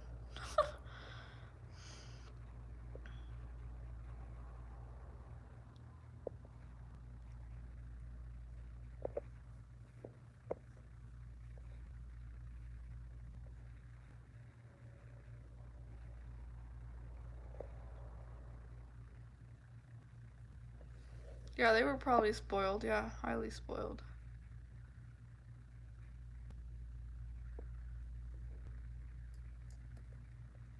Yeah, they were very spoiled. Whenever I would tell them no, ooh, the reactions, the tantrums, literally, I would get. Like, they would act out because I said no to them. But yeah. Grandpa told me you can't fix crazy. Mm-hmm. Yeah, I didn't realize that, but you really can't. The insanity. And I tried. I really tried. I really wanted to help these people, but I was doing myself such a disservice. I was breaking myself down in the process by helping them. I'm never doing that ever again. I mean, only if God sends me a person to help that really willing to put in the work, but me just doing everything to make their life convenient, no. I'm not putting up with that anymore. Heck no. Never again. I'm not making anyone's life convenient so I can feel uncomfortable in my own life. You know what I mean? It's like no, that's crazy. You tolerated bad people. Oh yeah, I had a high tolerance. Because of I'm patient. I had a very high tolerance for a lot of things that I should have never allowed people to get away with. But they didn't get away with it. But they were trying to, cover up their tracks by saying sorry to me, and in front of, like, oh, I'm sorry, I didn't know that, blah blah blah, just for their own ego. So other people wouldn't think that they were a bad person, but not for me, not because they actually, felt bad for hurting me. And it was only because they didn't want to appear to be a bad person. And they needed to find a reason to make me appear like a bad person. But they had to take care of themselves always. You won't even let you borrow $1 either. They won't even let you, uh-huh. Yeah, it's like they expect you to give, but they won't do anything. They'll just literally have their hands out, and they're not willing to do absolutely nothing for you. I think that's the part that really irritates me from people. It's like, how do you expect to be helped when you can't be a service for anyone else but yourself, you know? All you want to be is a nuance for everyone else around you.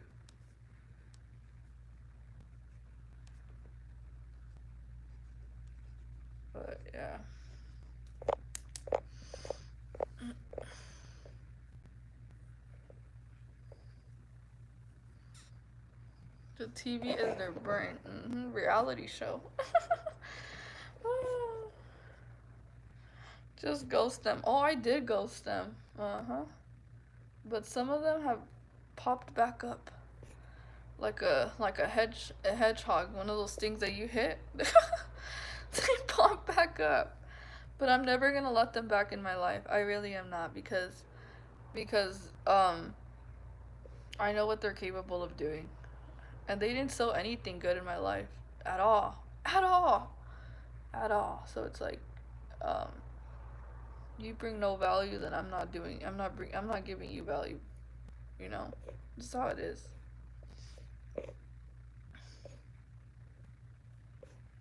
Like I said, don't cast your pearls before swines. They won't. Don't wrestle in the mud with pigs either. Don't get in the mud. No, no, no. Teachers hate their lives. Yeah. Uh-huh. Well, some of them do, not all of them. I actually think that some of them actually, go in with a good intention and then they get brainwashed. you know? Just like therapists and other people in that field, they get brainwashed. They have to go through like, assessments and all that type of stuff. Cuz I was watching this YouTuber who was a a therapist, and he was saying that, like they have certain guidelines with the clients that they help out, that they're not allowed to be empathetic. They're not allowed to like really be emotional, cry with the client. They have to kind of be stoic. And I'm like, that doesn't seem so like natural, like human. If there was someone telling me their life story, and it literally pained me to hear them, I would cry with them, just to show that connection. Like, I really do care about you and I'm here for you. Like, I don't know, when I see people cry, I start to cry. Isn't that crazy? But I don't know. I guess that's just me. Um, well, yeah, I just can't. I can't imagine how that's a rule that they have, that you can't connect with your own clients. I mean, how are they gonna heal? They need someone to hear them. They need someone to really connect with them, you know? And it's not like building a relationship. Like, I understand that you're not allowed to have relationships, but it kind of really is a relationship, because, you know, I don't know. Were you taught these things at home? Nope, I was not taught. I was not taught these things at home. You know, People always thought that my confidence was arrogance, and they would tell me, be humble. And I was like, I really am humble. Even my own parents would tell me, like, you need to be humble. You need to be humble. I was like, ugh. I was like, this annoys me. Like, I heard that word so many times growing up. And it's like they want to put me in a box. They want me to play small. They want me to be smaller than. They don't want me to be too much of myself. How can you possibly be too much of yourself? I mean, chosen ones actually are a lot. We're a lot. We offer a lot. I mean, how can you expect us to be humble and play small? Like, we don't know what we carry. We carry the light. We gotta be. We have to be some type of, confident, because come on, we have power. You can't just be walking around here like you don't know who you are. Crazy. Confidence, there's nothing wrong with confidence. There's nothing wrong with self-love. Nothing. I'm trying to read more of the comments.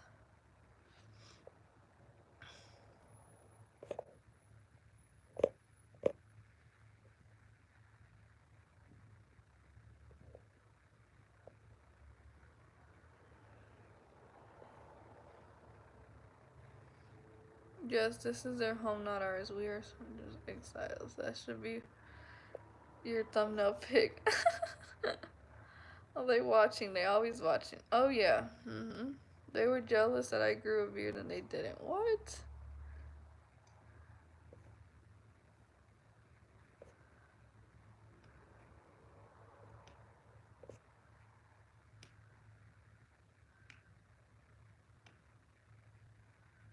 One thing that they've always tried to do is silence me. Silence me. Isn't that crazy? Oh, I think it's so crazy because they always try to silence me, but as soon as I started making a YouTube channel, my channel blew up. So it's like, wow, they were trying to silence me because they knew that my voice was was a force to be reckoned with. They knew it. They knew it. That's why they tried to silence me. Now it makes sense. Because people would really believe everything I would say. They would be like, "Really?" I was like, "Yeah." It was like, and people would really listen to everything I had to say. Like they would really, they would be like, "What do you mean when you said that?" I'm like, oh, it's crazy. But yeah, man, everyone wanted to silence me. My own parents wanted to silence me growing up. My teachers, you talk too much. I was like, I don't even talk too much. Who would have known? Maybe I'm gonna be a public speaker one of these days, just chatting on stages. I like to talk. I'm not gonna lie. I love to talk, but when I was in those places where I didn't want to talk with no one. These people had nothing but bad intentions towards me. I wasn't gonna open myself up to them. I had my guard up. I was like, I don't trust any of y'all. So, um, only when I'm comfortable, only if I feel safe, I'm definitely gonna be me. Like, yeah. But if I don't, you're not really gonna. If I don't like a person either, I'm not gonna fake it. I think that's where they think, like, oh, she thinks she's better because she's not talking to us. It's like, I don't like you. But I'm not gonna tell you that I don't like you. I'm not gonna be mean and be like, I'm not the type of person when I don't like someone, I'm not gonna treat them bad. I'm just gonna be like, oh, I don't like you, so that's that. That's it. Like, that's it. But no, these people that don't like you, they take it way too far. It's like they like you and then they hate you and then they like you. I don't know. It's all confusing. It's just envy. But yeah, if I don't like someone, I'm really not gonna really want to engage with them. I'm not gonna want to be fake and have fake conversations with them. Yeah, if I know they don't like me either, I'm really not gonna be fake with them either. I don't want to waste time being fake. You know? Wasting my time, wasting my energy with someone that doesn't even like me. Why? Why? Why? So, yes, yes, yes. I should make a video on that. Well, you know what? That's a great topic, Like, chosen ones are. Some of us are introverts, others are. Well, no, we're not introverts. We're like in the middle. I don't know what it's called, but it's a certain word. Like, we can be extroverts and introverts, but it just depends on who we're with. Because I have a very weird, fun personality, but I don't really show that unless I'm really comfortable with someone. You know, then I'll really be like that fun, really excited, my really bubbly personality that I have. Only if I'm comfortable, I'd really be that way. But if I'm not, I'd kind of be just like to myself, just listening, observing people how they interact. If I don't like it, then I'm not gonna want to interact with them. I don't know. I think it's just a way to protect myself too. So, and plus, I don't like the way certain people talk to each other. And like I don't want to fake it and I don't know. It's just they some people just can't handle nice people. They're like cuz everyone's mean to each other and you come there and you're like, "Oh, how nice. You look so pretty." And people are like, they can't stand what's good about you. And I think it's just the spirit in them. It just gets irritated. It's like, "Ugh." It's like it needs to attack you.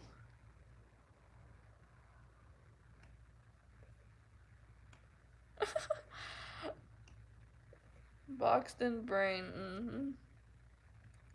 Just ghost. Yep. Were you taught? Nope. Let's see.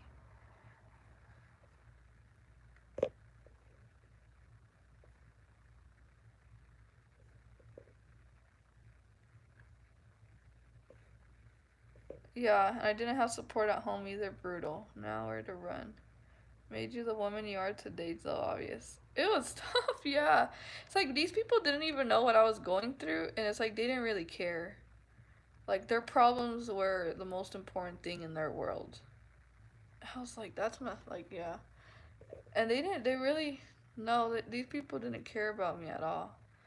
And I think that's the hard part to swallow is that I cared and they didn't. I shouldn't even be laughing, but I mean that's pretty messed up. That's pretty really messed up. But it's okay, you know. I don't regret the love that I ever gave to anyone, you know, because they needed it more than I did because they couldn't give it. So I don't ever regret what I've given people, but like allowing them continuous to have access to me again and again, no, because they get worse. Then they feel like they can continue on being that way towards me because there's no consequences. No. Uh-uh. It's kind of like, yeah, it's kind of like you gave them a chance after chance to prove themselves to you, and they always proved you wrong because why? Because they were your enemies. And that's the thing that I'm thinking about. Like they were my enemies from day one. So, nope. Can't trust a snake. They'll bite you again.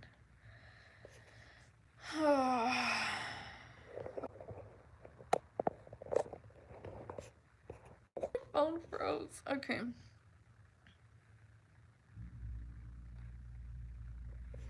Yeah, I can't stand a classroom. Exactly. Uh huh. I feel suffocated because of so much dark and negative energies. I'm like, I would actually ask, "Can I go to the restroom?" Every moment, like for like a lot of times, I would keep asking, "Can I go to the restroom? Can I go to the restroom?" Just to get away. And I know it was a perfect excuse to just like get some fresh air away from those people who really couldn't hated my guts. They hated me like, ugh.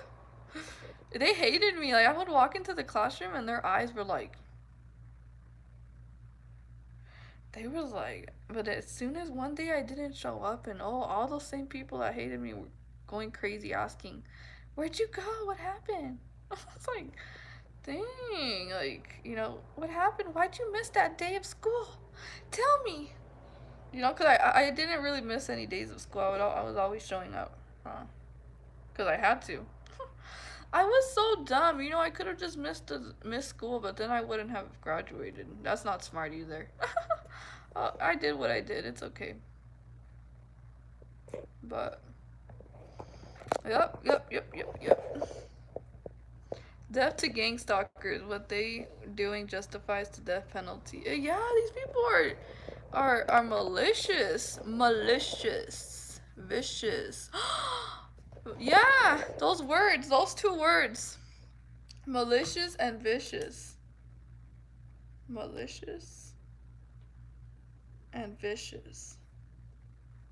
I said that once to someone, and they're like, "You think I'm malicious? That's an evil word to describe me." I'm like, "Yep, you are." I don't take it back. I didn't take it back, you know? I did not take it back. I meant that. I meant that. When I say something, sometimes I really mean it. Kind of. Yeah, I do. Because that person did so much horrible things to me. And I mean, that's one word to describe her.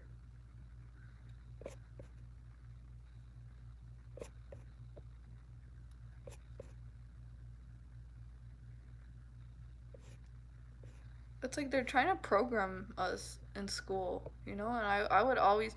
That's why I got. That's why they told me that I had ADD. Because I wouldn't do what they would tell me to do. Because why? Like, I wasn't interested in certain topics in school, and I was like, this is boring. Boring, boring. And I wouldn't learn. I was just like, because I didn't care. I was like, why are we forced to literally learn certain things that we don't really care about? You know? Like, it's all the same class. Go to period number 1. Here, math, English. No. I like classroom young justice. I like school, but not everyone does. I don't like school. No. No. uh-uh.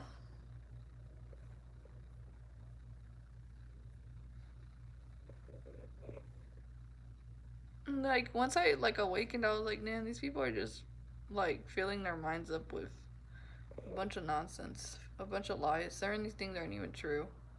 Like they tell you that your intuition isn't as strong, that your memory isn't as strong either. I mean, those are two lies. You remember, human beings have a very strong memory. I'd have to disagree with that. I mean, there's certain ways you can ruin your memory, but other than that, no.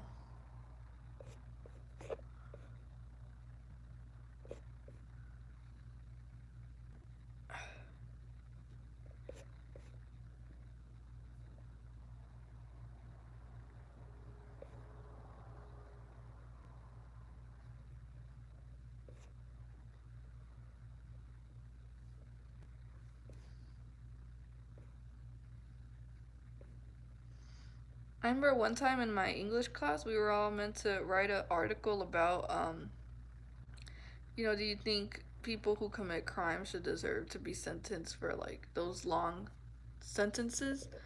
Like if kids were to commit a crime? And, I wrote an article and I just described how like society really operates. I really I researched. I did so much. I was like, no, I disagree because of the type of society and what society promotes. The violent video games, the violent movies, violent music, the messages conveying, the programming, the what is the radio, all that type of different, you know, stuff that people use to program people.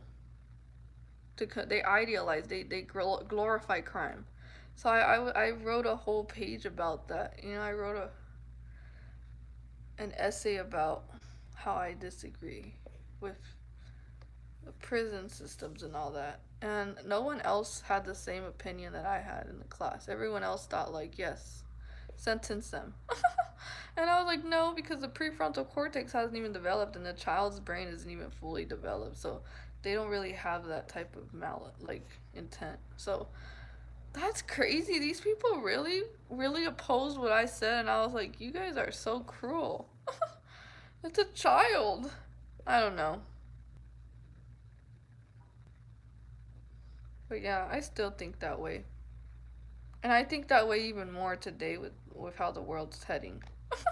I was actually right. Okay, not to be arrogant, but I actually knew what I was talking about in that essay. I don't like being controlled. I think if I rage, I don't get to express myself. Wait, I rage if I don't get to express myself. Yeah, me too. I don't like being controlled. Yeah. I mean, no one really does. Well, some people are okay with it. I don't even like being controlled in jobs. I feel like a puppet, and I don't like feeling like a puppet. Like, go over here. Now, don't forget to do this. And remember to finish this. It's like, why are we being treated like children when we're full adults? You know? Like, where's our sense of autonomy?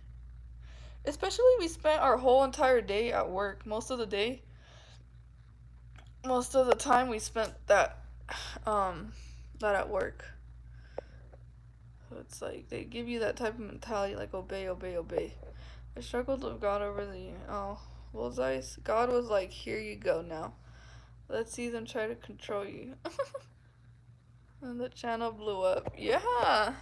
They would always tell me like, Adriana, you need to be more quiet. Let someone else talk. And I was like, I'm not even hogging up the conversation. Everyone's always talking. Like, that's crazy. They would gaslight me thinking that I was always talking when that wasn't the case. It was far from the truth.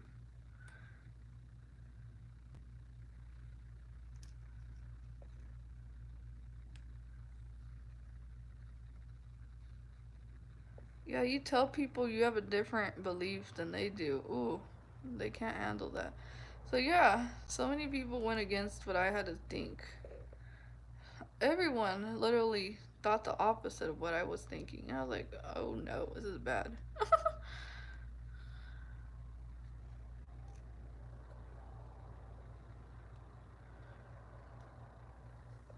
It's called the ambivert. Yeah, that. And they would tell me, why are you so quiet? And I was like, I don't know. But the truth was that I really didn't like them. But I wasn't going to tell them that. I wasn't gonna tell them that I didn't like their energy, that I just didn't feel I could be myself around them because they were so judgmental and so harsh and so evil with me. So, of course, I wasn't gonna want to. Who's gonna want to be themselves when they're always trying to um, mock you and put you down? No one's gonna want to be around that. That's crazy. It's like someone like literally laughing at you and then telling you, be yourself. Oh, no, no, no. So true. One of my perps in class today started talking about Jesus, and I basically shut him, saying, quit mocking. Oh, I know what you mean. I be the quiet person, but when I'm comfortable with you, I'm a bit wild. Same, uh-huh.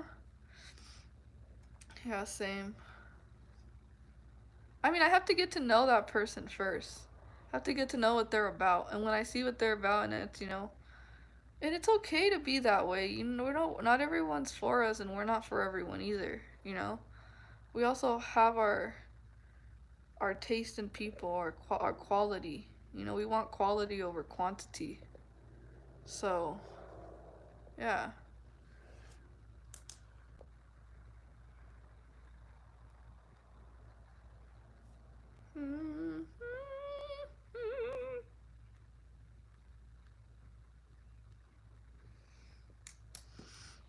God promises that if you draw close to Him, He will draw close to you. Then everything makes sense. People around me speak sweet, but I can see they full of crap sad. Exactly, uh-huh. I went to private school all my life until my senior year. Jealousy is so evil. It is. Yeah. It's like people are always gonna want to destroy what they don't have. That's just facts. Because they can't get it. Especially when it's something that you have like internally, you're in your soul. Like, something that money can't buy, they'd want to destroy it.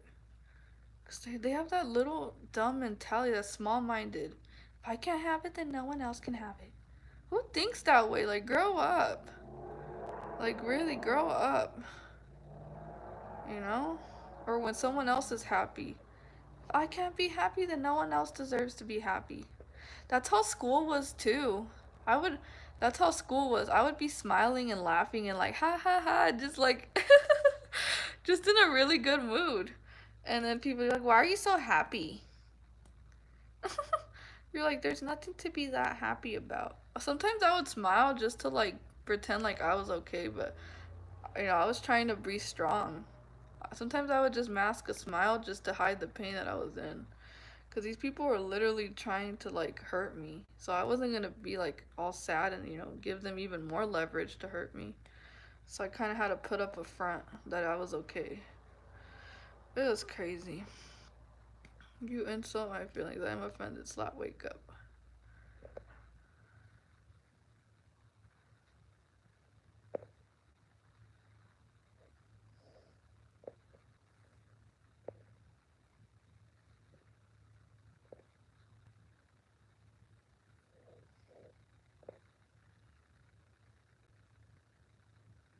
Yeah, I don't have a television anymore. I mean, I still watch, I watch some documentaries and shows that are like life based.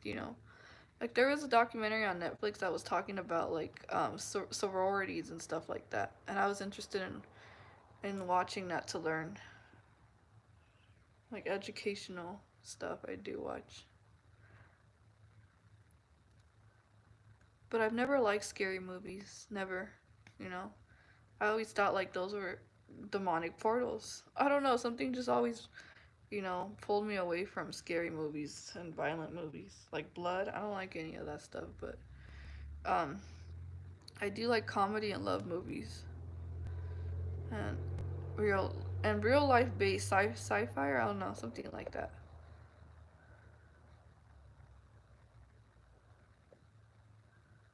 Thank you, Young Justice. We are slaves of the system. Not all of us. We can actually break free from the system if we raise our conscious awareness. That's why they're trying to put you into the system and control you, because they want you to be a part of it so bad. And that's where this gang stalking comes in, because you're not willing to obey by their rules. So it's all about your mindset. You know, focus on the positive. Don't focus on the system, and the system won't conquer you. But you know, they fear us, and we fear the system of what they could possibly do because we already know what their agendas are. It's not good. So, so yeah.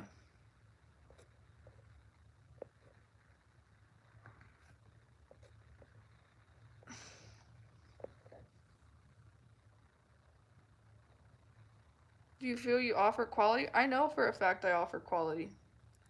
If not, I wouldn't have so many people trying to really put me down and destroy my power. If I didn't have something valuable to offer, I wouldn't be battling since birth from the dark forces. You know? I definitely know that I do. A lot of people aren't high quality, but they expect something of high quality. You have to be exactly what you are in order to feel like you deserve that same thing. You know? It's like if they didn't put the work for quality, then you can't expect to have quality in your life. It's like that movie They Live. We can see the ones with the glasses who can see all the demon gang stalkers and subliminals all around us.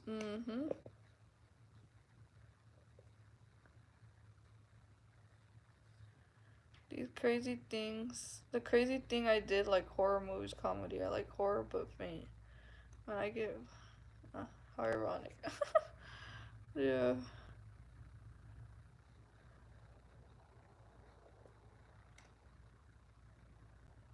Adriana, you would love They Live. That's exactly what that movie is. It's not a horror or scary movie per se. It's like a documentary.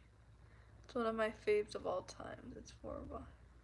I actually I purchased it on YouTube and I haven't watched it just yet. I haven't had time to watch it. But it was my first time watching the Truman Show like in this year. I want to do a video on I want to do a video on how it was like not knowing that I was a targeted individual. I want to do a video. I was thinking about that. I was thinking about doing a video like that. You know, because it's kind of trippy. It's kind of crazy. You know, just thinking about like how many bad coincidences would happen in a day. You know, and I was like, why do bad things happen to me every single day? And I would go home like something bad happened to me that day. Someone ruined my day that day. And I didn't even know what was going on. I just thought that it was, you know, it was just it was just bad luck. I literally thought that it was just like it was my fate. Like maybe you know, it's just bad luck. So many things, you know, I would go on walks. And literally I would go on walks like how I experience now. I would go on my fitness, you know. I was really into like exercise. I loved exercising back in high school. I loved it. I love it the same way, but it's just I've been going through so much stress. I want to get back on track, but I need to start cutting out some bad habits that I've had that I've acquired during this year. Um but I would walk, you know, to exercise and I would go to the gym. While I was walking back home, um dogs would bark. They was like ref ref ref. And then I always had like red cars and stuff like that too. And then the neighbors would always slam the door and I would get really irritated. I was like, what? Why is like I was like I was like, why is the neighbor always slamming the door? I was like, doesn't she have consideration? You know? And then people would come out of my neighborhood and I was like, they're so nosy. Like, why are they always staring at me? You know, I didn't know at the time. I didn't even know what was really going on. I was just like, these people are just strange. And then people would talk in front of my apartment where I lived. Like, they would all gather around, and even my brother, they would only talk and hang out. And I would look out the window, and then they were there, you know, looking at me. Oh, and growing up, my brother was a gang stalker. He was he still is. But, um, as a little girl, I would be outside playing with a friend or so, and I always had a I would always hang out, and I would go a little bit farther on my bike, and my mom would literally send my brother like, "Go look for your sister. Where is she?" And it was like so much control over me. I was like, "Dang, I can't even go anywhere because they always need to know where I'm at." But it was crazy. I was like, now that I'm older, even in high school, all those years, they always babied me. Like my mom was always telling me, "Where are you? What are you doing? What time are you gonna get home?" And then my brother too, he's like, "Mom wants you home. Go home now." I was like, dang, why are they so controlling over me? And like people would say like, you need to respect your mom. You need to be a good daughter. I was like, you don't even know my mom. My mom's an abusive person. But they saw her as a sweet woman, and I was the evil one. Like, that's crazy. But yeah, I'm gonna make a video on that. I think that would be very interesting. Like when you really don't even know that you have been gang stalked for your life, and you're just going about your day. It's so stressful when you don't know. It is so stressful. I've had a couple of other crazy things happen to me. Like one time I was walking back home from school, and this person from my high school literally shot a BB gun at me with the color. Not a BB, not the metal ones, but the ones that have color, and they hit your shirt. And then the street theater. My parents were always doing, excuse me, hold on.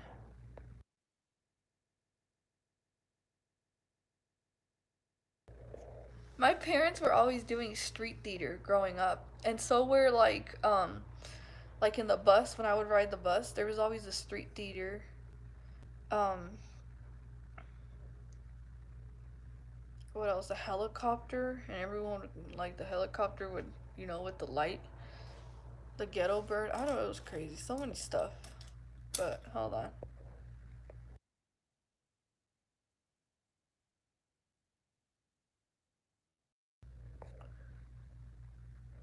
Adrian, if you download AdBlock on the Chrome store, you should be good. You can watch a lot of movies. Nice. I'm gonna screenshot that.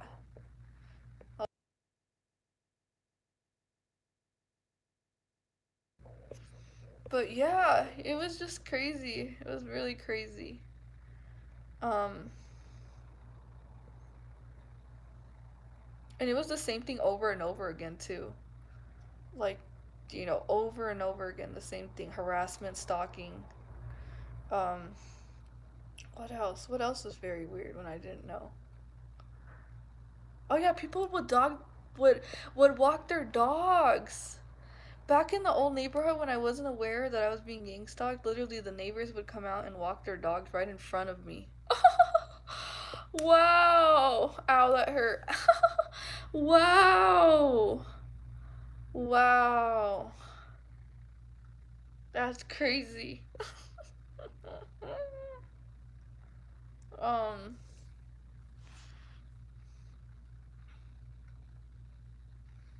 I mean, it was pretty much the same exact thing that I'm going through right now, but the only difference is that I was very unaware of it. And they would look my way, and I was like, what? Like, do they know me? Wow. I'm trying to think of anything else because I was actually thinking. I think sometimes I'm like that makes so much sense.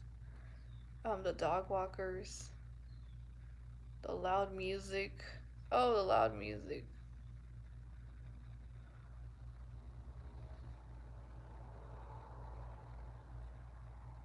The mean stares.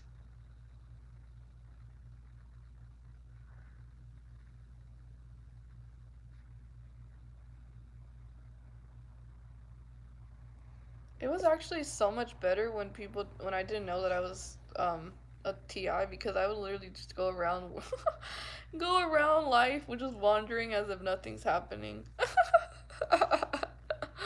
Just literally walk around, go to the store without even worrying about. But it would be weird because when I would go to the store, the neighbors, the neighbors would always walk by me. Do you know what I mean? Like, that makes sense. I was like, why are the neighbors, are they following me? One time I went to Stater Brothers and I saw a high school teacher there. In front of me in the line. And he looked at me and I was like, whoa, that's weird. And then there was another time when I went to Smart and Finals. It was that same area where I lived. That another teacher showed up at the same exact time that I was going into the store. They were teachers from high school, and they would show up. And I had other teachers too from elementary that would show up like in the same restaurants or same stores that I would go to growing up. So it was very repetitively. And then not too long ago, you guys, I saw you know, my neighbor show up at a store that I go to. And I looked at her. I was so mad when I looked at her, you guys, because I didn't know that she was gang stalking me when I was I didn't know that she was gang stalking me when I lived in the apartments that I used to live with my mom. That neighbor that would slam the door and like literally bang, like just make so much noise on the walls and like, throw throw tennis balls on the wall to make like really loud sounds. I don't know, like it was always a lot of noise. And even my clothes, they would even mess with my clothes. Like I would tell my mom, "Hey, where'd you put my favorite jacket?" Don't ask me that question. Don't gaslight me. I can't stand when people gaslight me. Are you sure that gang stalking since you were a kid? Why would you gaslight me? Why would you gaslight me if I know exactly what I've been through? That's crazy. That's not right. Like I know what I've gone through because I'm explaining it and it's exactly what it was, you know? Am I sure? Well, yes. Everything I've gone through is the same thing that I'm going through right now. There's nothing different about it. It's the same exact patterns, it's the same exact tactics that were used currently were used when I was a child as well. You know?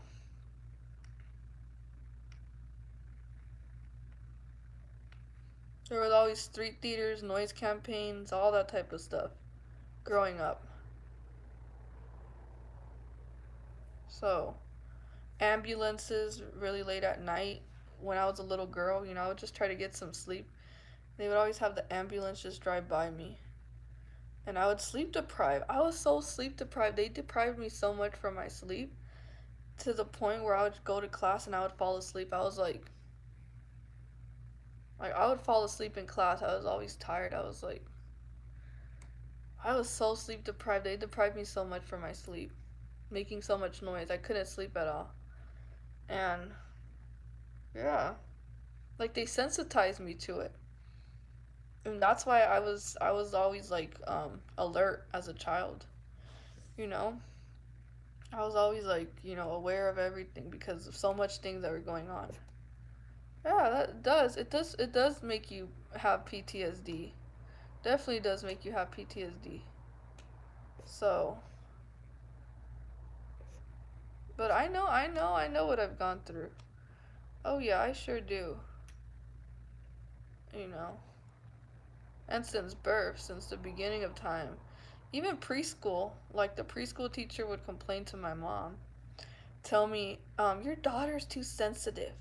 Your daughter needs to change. And I was the main focus in the classroom. Like, everyone would target me in one classroom. How can you explain that? Like, every single person ganging up on you, even the teacher including. That's targeting. That's targeting, you guys. I mean, there's a difference between bullying. Okay, somebody doesn't like you, right? You know, it's always like that. That's normal. But it's like a whole entire organization going up against one person. That's a form of targeting. That's like really obvious. And even when you don't know people, people still don't like you because of what they have heard about you. that also says that something's wrong. And certain people looking at you like, they know something about you and you're just unaware of what it is. And they won't talk to you, but they look at you like like they know something. Yeah, it's exactly what it is. And they would always get my energy, put my energy down. When I was happy, they would try to literally destroy me. Mm.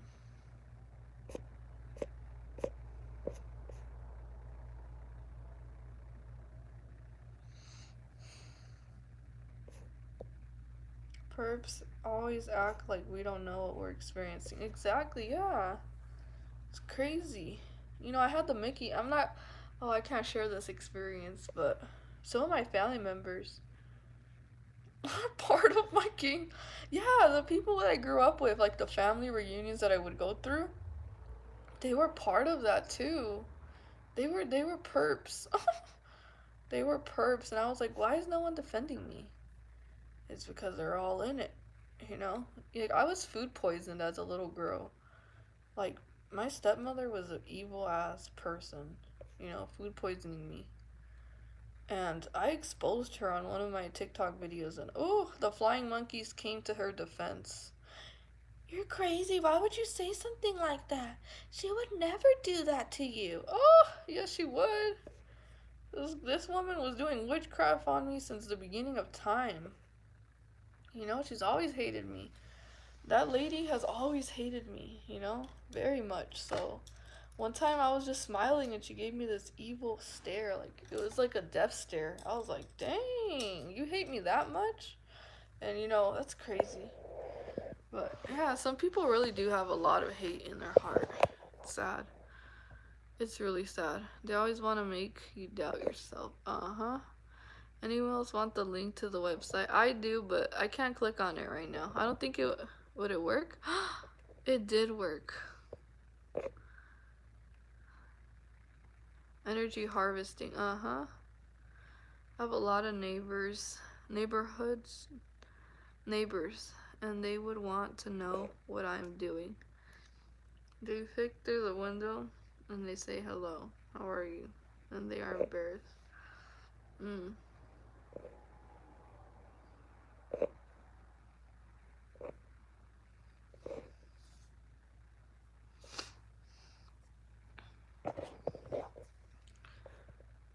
We are the teachers, coaches, students, punching bags.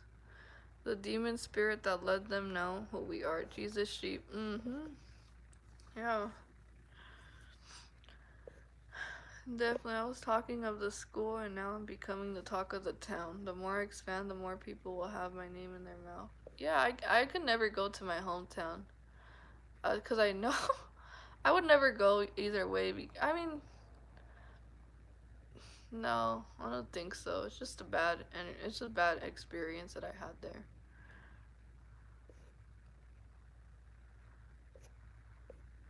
But as a little child, it didn't really affect me because I was innocent. As a little tiny child, I didn't see the evil in the world. I was like life is just beautiful. Middle school, that's when I started to see, how evil people can be. High school, people can be very cruel. Once I graduated high school, college, same thing. But adulthood, oh, these people are evil. That's how it went. That's how it went. It's like innocence robbed. And then like middle school, okay, you start to see like people being nasty and then high school, yep, that's how it is. So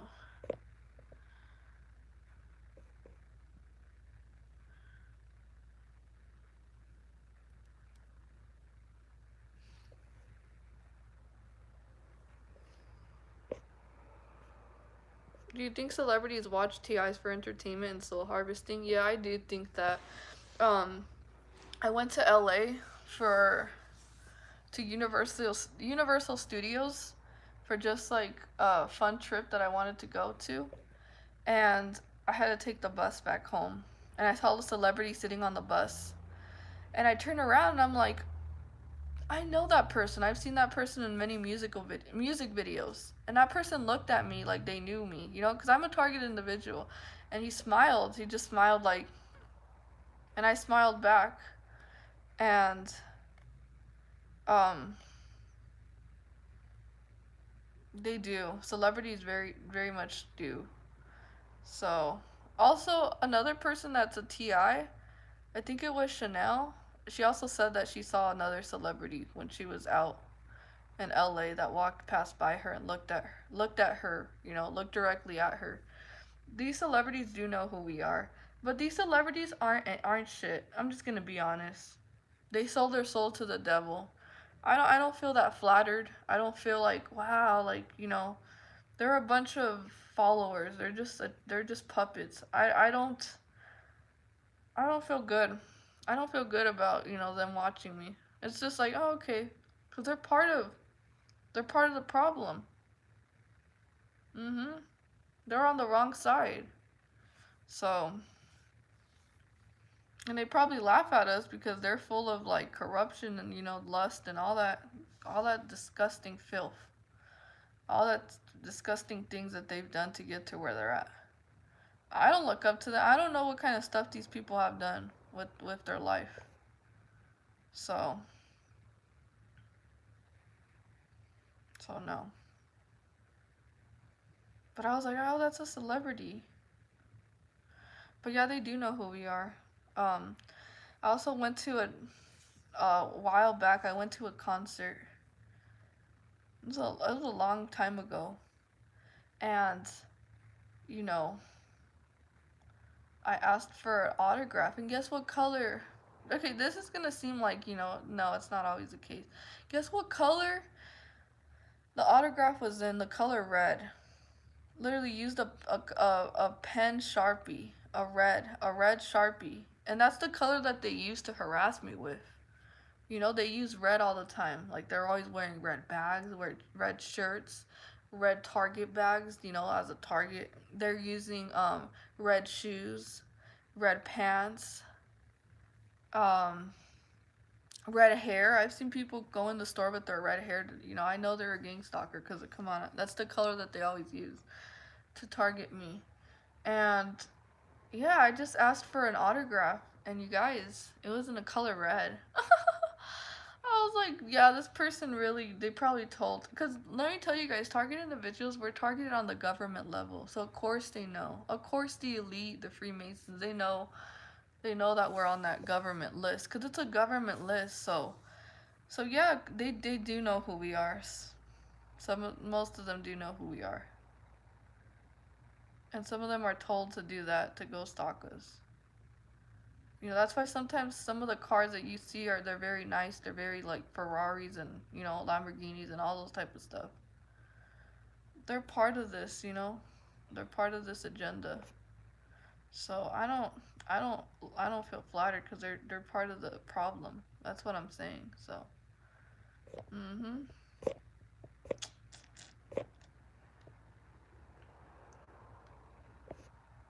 But yeah, they do.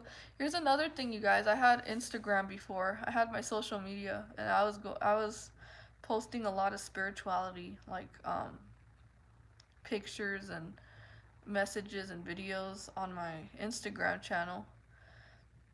And certain celebrities were you know watching my stories, and I was like, that's weird. Like, how is a celebrity like watching my story?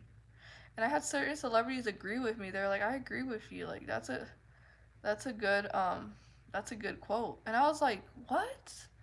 Like you don't even follow me. Like you're a celebrity. Like it was a celebrity that agreed with me. He was like, I agree with what you're saying. You're right. And I was like, that's crazy. So I was like, wow. Yeah, you guys, celebrities are part of it. It's all walks of life. You know, all sectors. All sectors.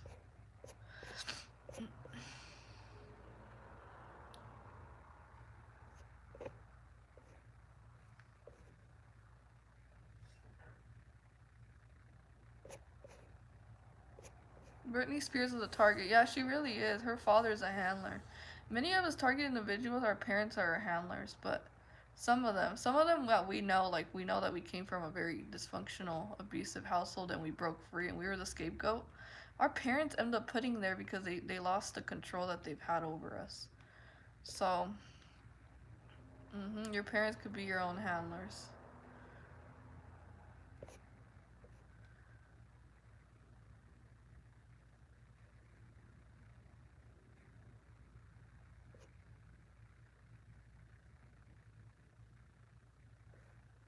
I mean, you could like the color red, but red is used as a color of targeting. I don't know if you're targeting individual crews, but um, it's a form of color harassment.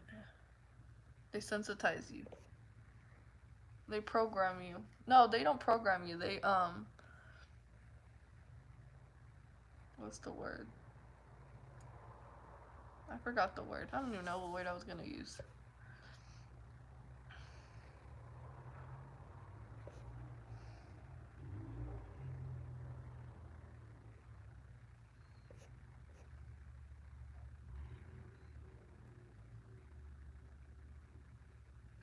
Yes, YouTube. No, Korshnik. You're exactly right. When I was younger, I would go to a concert. The band playing would fix their eyes on me. Yes. Yeah, you're not crazy. That's so true. I've I've experienced that too. Um, no, red is a blood sacrifice. Red is not doesn't mean anger. No, not in my case.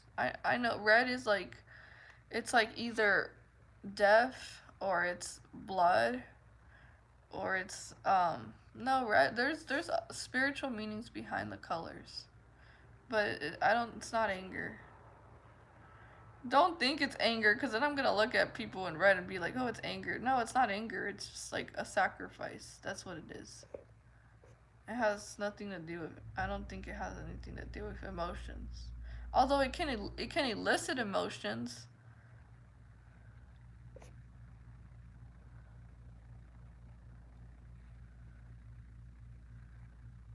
Yeah, being a TI and liking religion is not the same thing. Uh-uh. It has to do with being in a program because you're a threat to the kingdom of darkness. I feel sorry for kids who sold to Hollywood like Taylor Swift and Miley Cyrus. They have no hope. Oh yeah, Miley Cyrus, she's on a roll. A lot of celebrities are just on they're just on demon time. Like really demon time. They dehumanize everyone, you guys. If you guys really think about it, like they use people as pawns. Like that's it. That's dehumanization as well.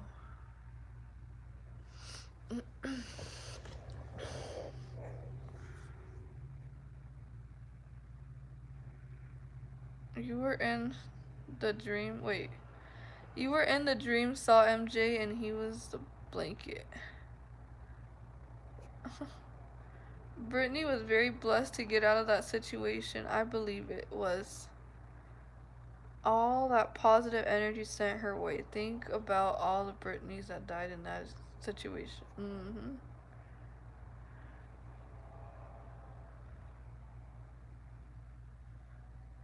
I mean, it's all about how you perceive things too, Brian. It's all about your perception. But, that's going based on your emotions. You have to check like the facts, like what it really means. You have to do just look up I'm gonna look up the color red, but it's like they use I mean, I wouldn't say they're all fully good because certain people are just, really something's not right in their life. That's what happens. But let me see something very quick.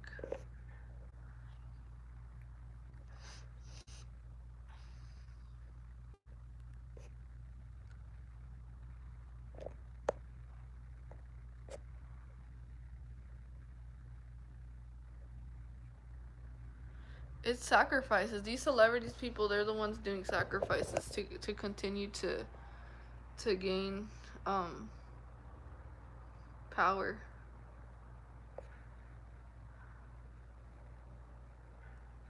Exactly. A lot of music videos are red and yeah. Even a concert I went to, that same concert, they had red lights. I was like, oh, this can't be any more obvious. I was so irritated. I wanted to leave. I was like, they're really using red. Wow. But yeah.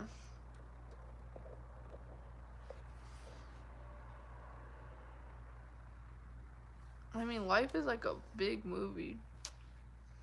And yeah, they treat life like a game. They don't take it serious.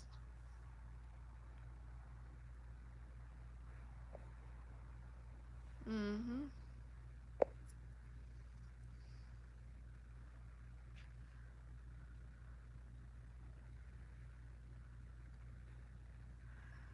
I've been trying to learn how to do reaction videos. I might do one. It's off topic, but when you're in the meditate state, not focusing on some breathing, does anyone else see colors when I'm in that state of relaxation? I see purple. Trying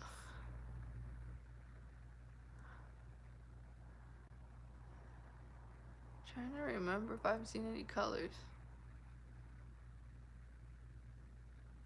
My eyes hurt. um.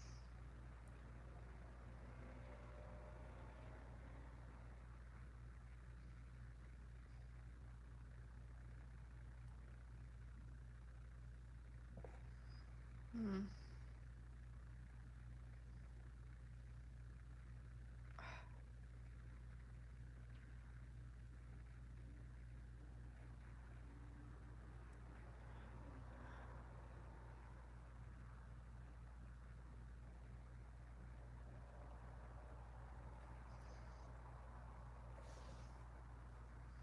I think I've seen like a white color when I'm in that state.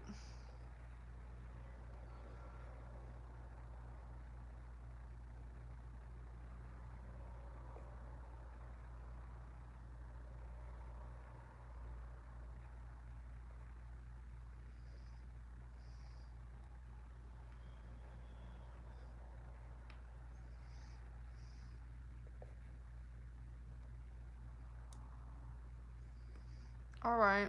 Mm. How long has this video been? Oh, this video has been really long. This is a long video. Wow.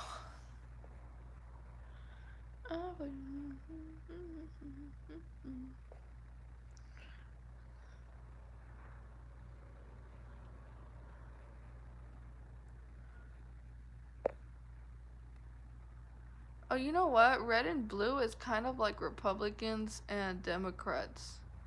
You know, it could also be that like the whole government's against us. It could also be like the flag as well, red, blue, white. Mm, I don't know.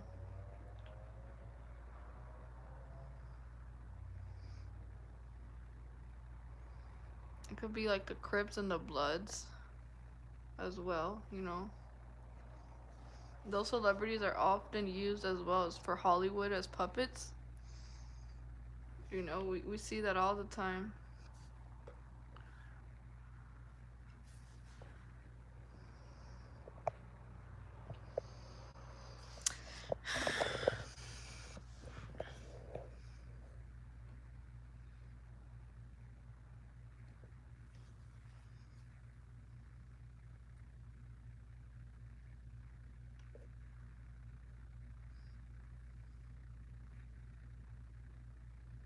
Same bird, different wings. Exactly. Uh-huh. That's what I was thinking. Yep. It's all one. United but divided.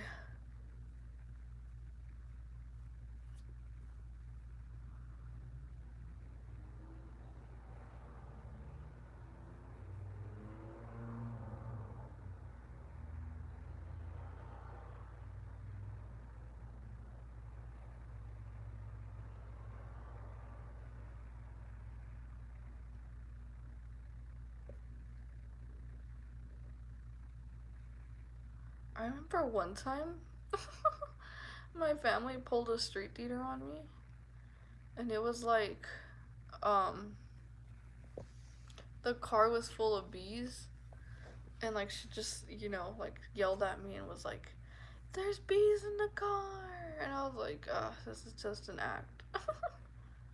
You didn't have your super chat set right. I don't know. I don't think so. Who knows? I probably didn't. Oh yeah, I do.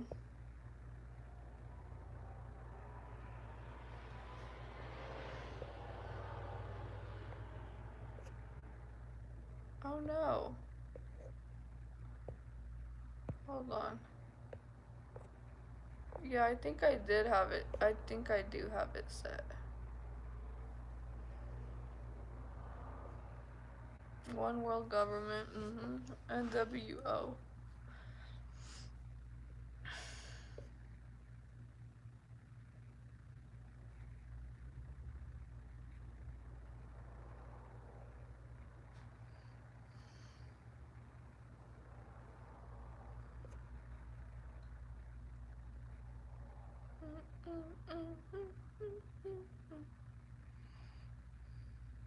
God is in charge, exactly.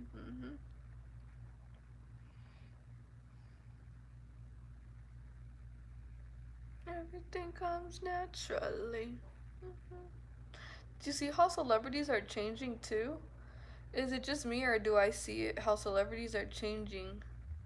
Like like some of them started off so like innocent, like their music was just like, it wasn't that vulgar.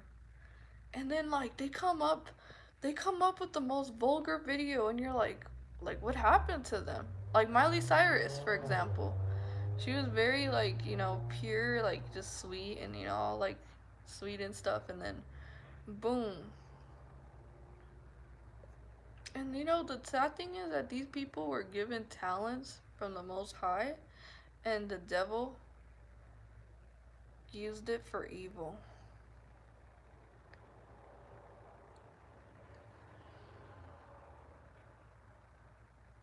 Because some of them could have literally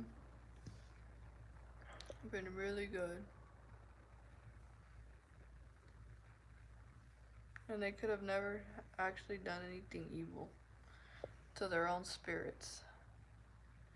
You know?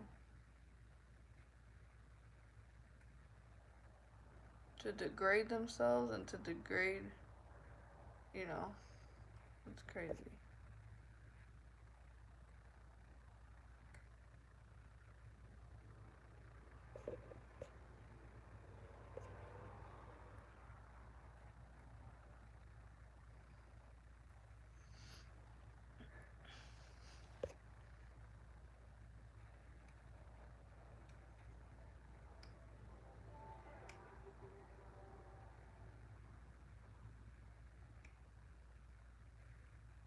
Like, it's like every celebrity is on some demonic type of activity.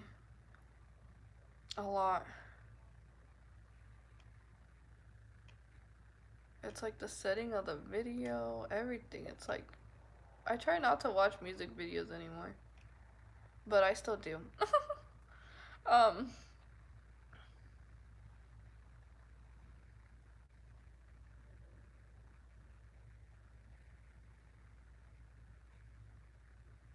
do you guys think I should start posting videos on my other channel now? Do you think I should start, what do you call it? Posting videos on that channel?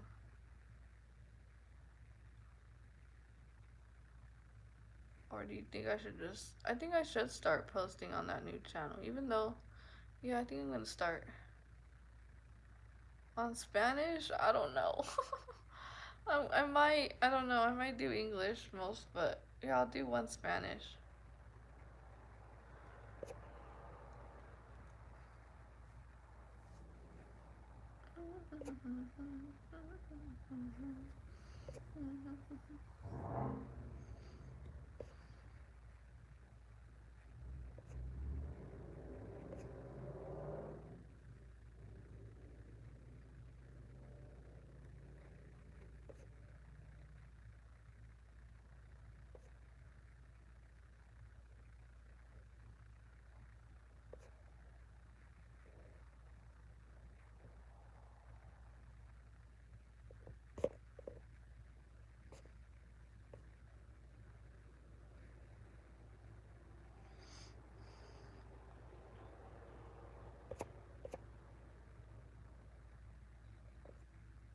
Yeah, I should post on my other channel.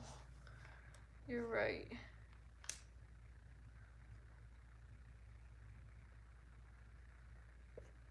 Pretend I can understand it like I used to on the Mexican soap operas. Uh-huh. I'll do that. Someone else had been like asking me to do a video that I've actually thought of doing. I just haven't done it yet. But it's on religious narcissists. And I'm gonna do that video. So I might do that on the new channel.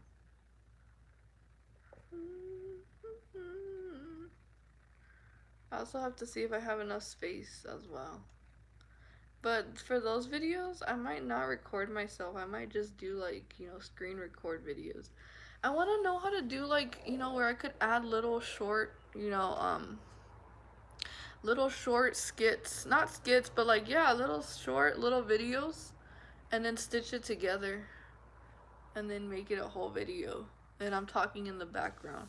I'm trying to do something like that, but haven't quite figured out how to do that. But that's what I'm trying to do for that channel. It's gonna be a little bit more anonymous type. You guys already know it's my channel, but it's gonna just be a little bit more like not me showing up. This channel is mostly like this one that I have right now is mostly like me sharing testimonies and like sharing certain things and things like that. But the other channel is gonna be more like educational wise. Informing people. Yeah, it's gonna be short. Editing shorts and narration.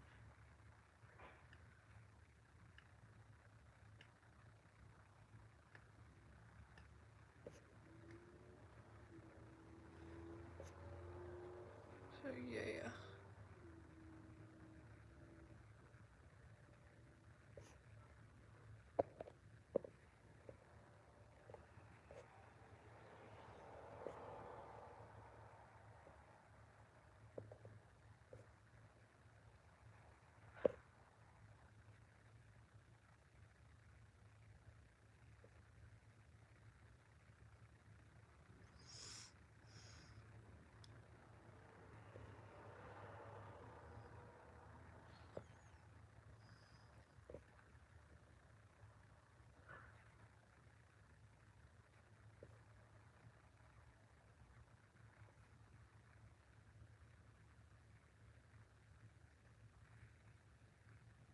Live streaming, but with multiple. I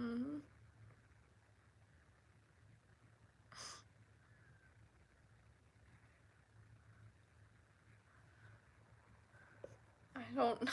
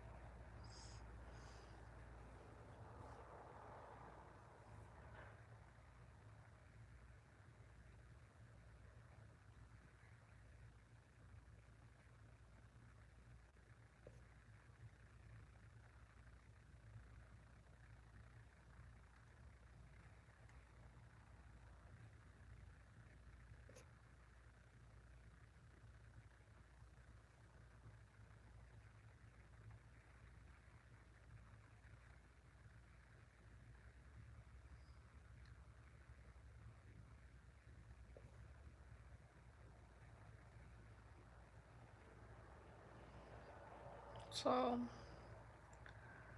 I guess this is like the end of this video, cause it's really long. This video is pretty lengthy, so I think I'm gonna end it now, cause it's been pretty long since I've been on here. So yeah. So yeah, you guys, this is the end of the live stream. Thank you guys for just hanging out during this live chat.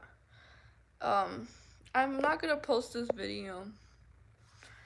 I'm not gonna post this video on my channel, so if anyone asks where the video went, it's not posting. You know, I'm not posting it this time.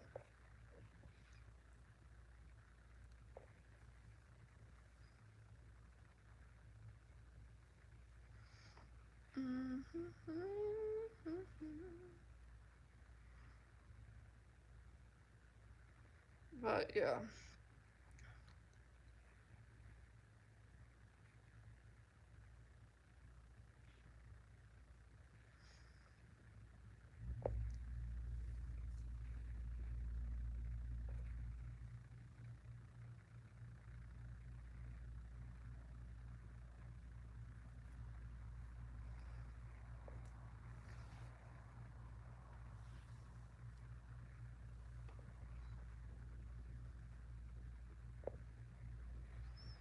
Alright, bye everyone. Bye.